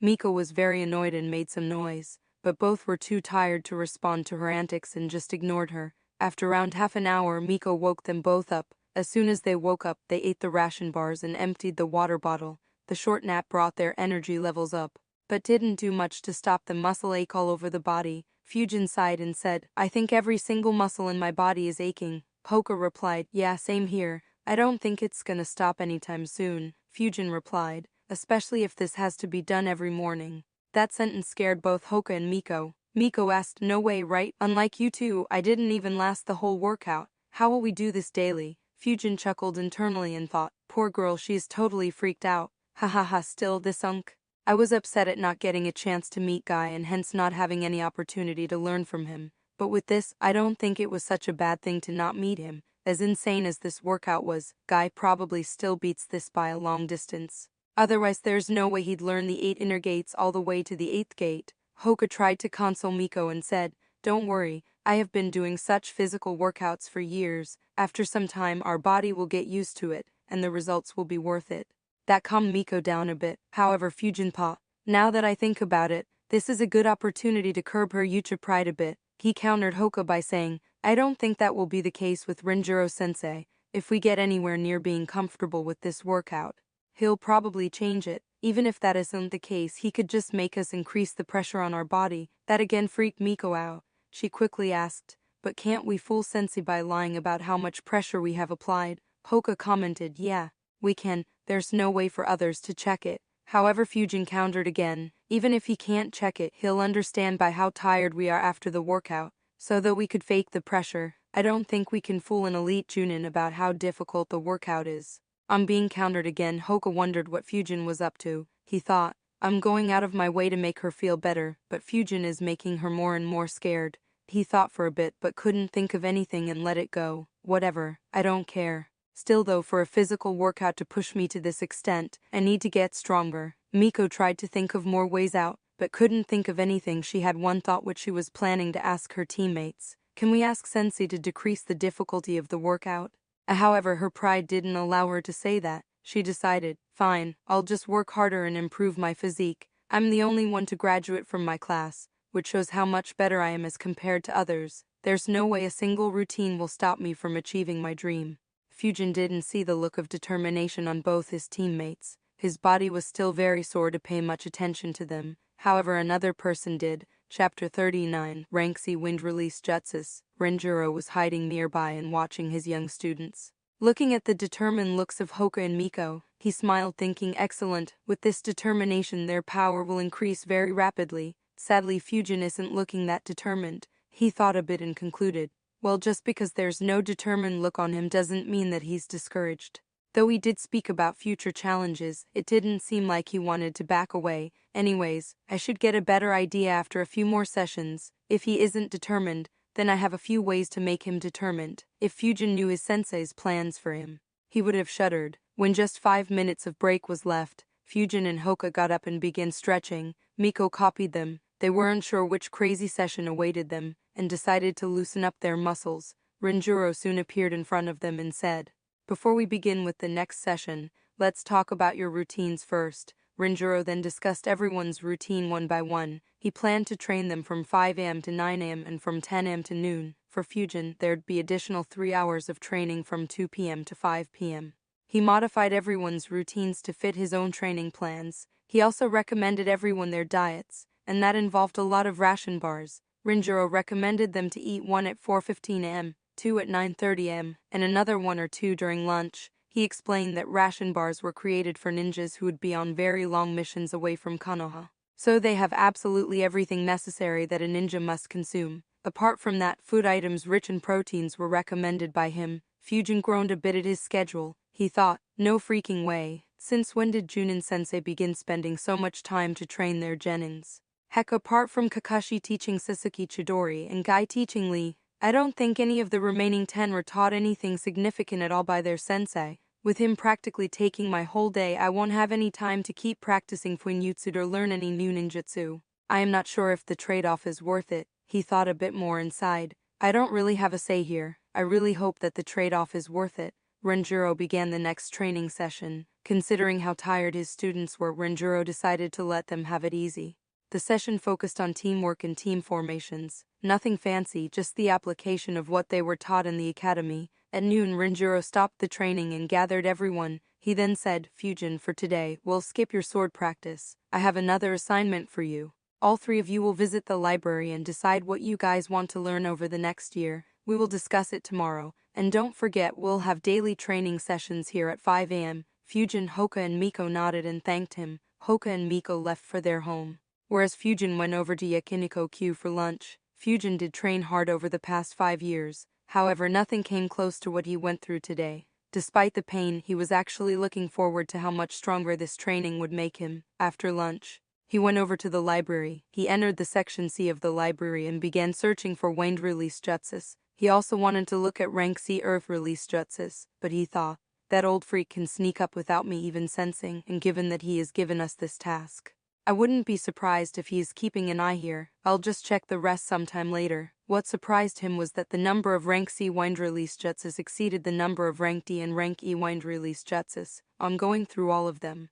he made a list. The list of rank C wind release jutsus was Gale Palm Jutsu, Great Breakthrough Jutsu, Spinning Shield of Wind Jutsu, Wind Gale Wolf Jutsu, Wind Dragon Jutsu, Wind Cutter Jutsu, Faithful Wind Blade Jutsu, Wind Instantaneous Body Jutsu, Air Current Wild Dance Jutsu. He had already learnt Great Breakthrough Jutsu, so he read the scrolls of the remaining jutsus to get a better understanding of them. After reading, he concluded, so Gale Palm Jutsu is basically just a more advanced form of Gale Surge Jutsu. It does provide 360 coverage, but its power is still lacking. Not to mention, Spinning Shield of Wind Jutsu is a much better defensive jutsu. Not only does it defend, but it also reflects back all attacks made on it. Wind Instantaneous Body Jutsu is similar to Body Flicker Jutsu. The body moves along with a gale of wind.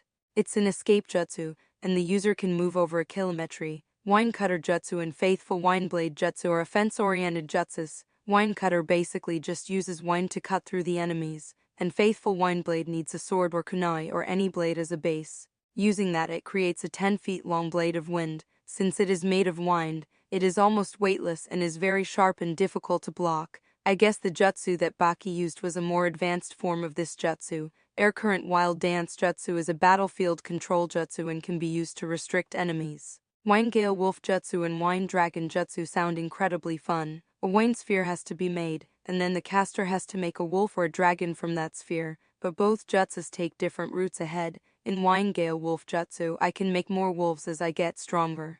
Whereas in Wind Dragon Jutsu, the dragon can shoot out Wind Explosion Jutsu. He began analyzing. Once again, these jutsus are very interesting. Most of these jutsus aren't restricted by their ranks, and can perform even as good as in rank S jutsu if the caster is strong enough and has mastered these jutsus to their limits. In fact, Spinning Shield of Wind Jutsu, Wind Gale Wolf Jutsu and Wind Dragon Jutsu are classified as rank Cs, depending on how strong their user is. At rank C, Spinning Shield of Wind can only deflect weapons back, but as it is made stronger it can reflect low-level ninjutsu back. and at its peak it is said to be able to reflect even rank jutsus back. For Wind Gale Wolf Jutsu, it's about the number of wolves that can be formed. At rank C, only one can be formed, but at rank S, the caster can make hundreds of these wolves, something that will be incredibly useful against an army. For Wind Dragon Jutsu, it's about the size of the dragon and the number of wind explosion jutsus it can spit out. According to the scroll, someone with large amounts of chakra and excellent chakra control could make a dragon that is over a kilometer long and can shoot out hundreds of wind explosion jutsus. Even though the other jutsus aren't stated to be able to reach such a level, I can imagine them to be much stronger. For instance, for Faithful Windblade Jutsu, the size of the wind blade could be extended even further, or it could be made much sharper. Similarly, Wind Instantaneous Body Jutsu could probably be used to move tens of kilometers away. He then calmed himself and thought, the only issue is, why haven't I heard about anyone using these jutsus? Even if these jutsus have that potential, if no one can reach it, then there must be some issue. He analyzed for a few minutes and concluded, I guess using my memories about Naruto is very unreliable. Also, it is very likely that Wind Affinity ninjas in Konoha do practice these jutsus, just that I'm not aware of them. Not surprising, but I do want to know if there was even one character in the past who used these jutsus to their full potential. He noticed, I lost my focus. Let me first decide which jutsus to learn. After analyzing, he decided, I will learn Spinning Shield of Wind Jutsu, Wind Gale Wolf Jutsu, Wind Dragon Jutsu, Faithful Windblade Jutsu, and Wind Instantaneous Body Jutsu. I don't need the battlefield control that Air Current Wild Dance Jutsu provides currently, and for defense, Escaping into the Ground and Spinning Shield of Wind Jutsu are better options than Gale Palm Jutsu. Wind Cutter Jutsu could have been useful, but I have another idea. While analyzing the jutsus, Fujin noticed two peculiarities. His thoughts were, wouldn't Faithful Windblade Jutsu be a better option than Chakra Flow? It makes me wonder if instead of sending a slash of Chakra, I could use this to send a slash of wind in Samurai Saber techniques. Also, can this be used in conjunction with Chakra Flow? The others are Wind Dragon Jutsu and Wind Gale Wolf Jutsu. The starting point of both of these jutsus is the same, so can I create wolves that shoot out wind explosion jutsu, or can I create multiple dragons? These ideas intrigued him a lot. He decided to experiment with them when he was strong enough to do so. After deciding the jutsus to learn, Fujin thought, alright, decision made. Now I'll dig up this entire library to see if anyone ever used these jutsus to their limits or not. He got up to keep the scrolls back. On getting up he noticed, Miko's here, I didn't even notice. He then tried to sense and noticed, oh, Hoka is here too, and he is in Section D, Chapter 40's, Second Kaizukage. Both Hoka and Miko had arrived in the library sometime after Fujin. Unlike Fujin, they had guidance from their ninja parents. As they were talented enough, they were also guided by their respective clan elders, so they hadn't visited the village's library before, as all their jutsus were directly taught to them. However, this time, respecting Renjuro's wishes, the elders allowed these kids to go and research in the village library. Of course, they would discuss Miko and Hoka's plans with them before they talked to Renjuro. Hoka was reading the scroll on body flicker jutsu in Section D. He thought, sigh, the library is full of ninjutsu. I tried reading scrolls on taijutsu, but they suck. Nothing comes close to our gentle fist style. Sigh, I don't want to waste my time on ninjutsu. I'll just tell Sensei that I will learn body flicker jutsu. It was very cool when Fujin just blitzed everywhere. Also, if my enemy knows this jutsu, I won't be able to even touch him, though father would probably still yell on me. Couldn't they get that I want to focus only on taijutsu? Miko, on the other hand, had directly arrived in Section C and began looking for more fire release jutsus. She thought, why did my father make me search through jutsus here? Couldn't they just teach me stronger jutsus? However, while searching she found something that surprised her. She thought, fire release 4, why is this jutsu in Section C? Shouldn't it be a rank B jutsu and fire release 5 jutsu be a rank A jutsu? She took the scroll and began reading it. On reading it, she was very satisfied. She thought, finally, this jutsu finally has some power behind it. The Fire Release 4 jutsu was similar to Fire Release 2 jutsu, point 2 fingers and release a heat ray. However, in this stage the power was much higher. It was comparable to using a very hot kunai. Miko thought, with this I could compete with Hoka and Fujin in close combat. Getting hit by this will be very painful and it will be very hard to dodge in close range. Though I don't like to admit it, both of them are much stronger than me physically, and Hoka's gentle fist style is difficult to counter despite having Sharingan. With this jutsu, I could become as strong as them in close combat, and I am already superior to them in ranged combat.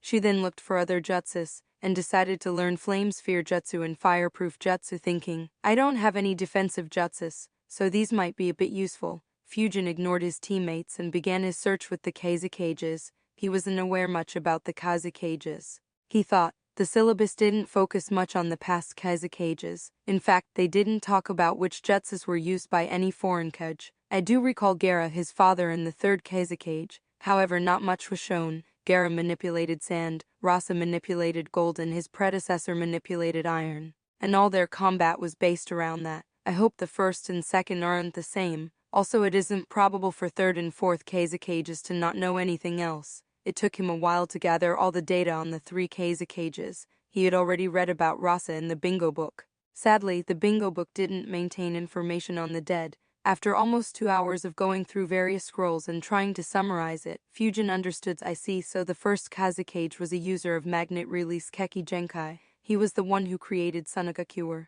And unlike Hashirama, he did it with an iron fist. Many tribes and clans in the vicinity were forced to join in or evacuate. It seems like he wanted to keep the position of Kazukage within his clan, as he had announced his second son as his successor. Sadly for him, Tabarama killed all 3 of his sons in a clash in the first war, and later on he was killed by the second Chichikal's dust release in the same war. Not having anyone strong enough in the clan, they had to appoint a student of the first Kazukage as the second Kazukage.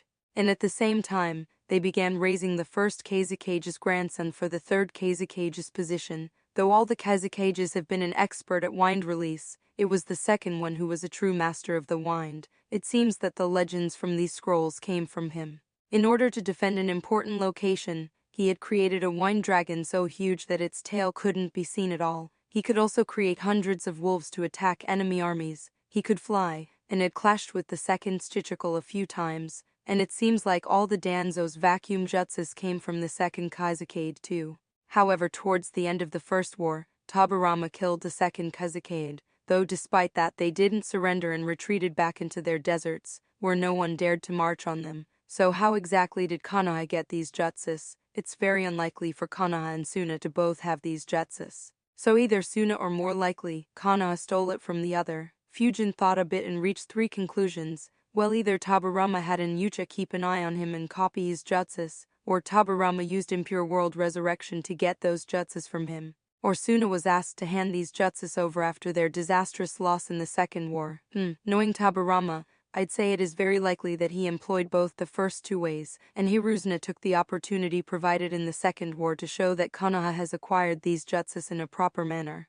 Of course, I can't be sure that this is what happened. Either way, it does seem that the potential of these wind release jutsus is very real. Still, the first Great Ninja War was so brutal. At the end of the war, every village had to elect their third Kage. Only Tabarama and the second Raikage were alive, but they were killed during the peace talks when the Gold-Silver brothers revolted. Probably that's why the next wars weren't that intense. No Kage died in the second Great Ninja War, and the third Raikage was the only Kage to die in the third Great Ninja War. I guess they did learn some form of constraint. Makes me wonder if the first war is the reason why Hiruzuna talks so much about peace and why Onoki chose to just watch and be known as the fence-sitter instead of being more proactive on validating the potential of the jutsus.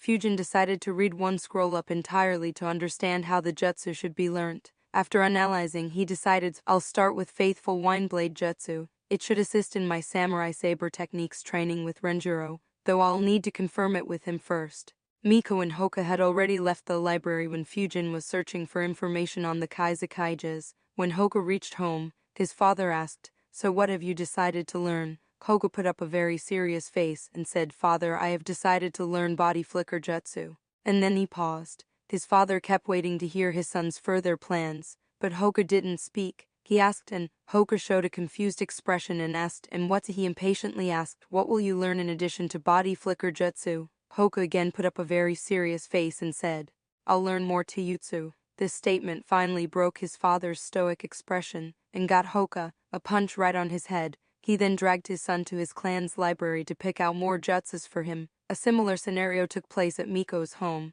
Her parents were happy with her choice to learn Fire Release 4 jutsu. But for the rest, her mother told her, those 2 jutsus don't provide much defense. Flame Sphere will at best help you defend against one attack, and Fireproof Jutsus will only make you immune to Fire Release Jutsus. Actually, Fire Element doesn't provide a good defense. Why don't you learn earth or water release jutsus for defense? Miko thought about what her parents said and agreed. She said, alright, but I also want to learn flame sphere and fireproof. Knowing their daughter's talent, her parents agreed. They then went to the Yucha library to pick more jutsus.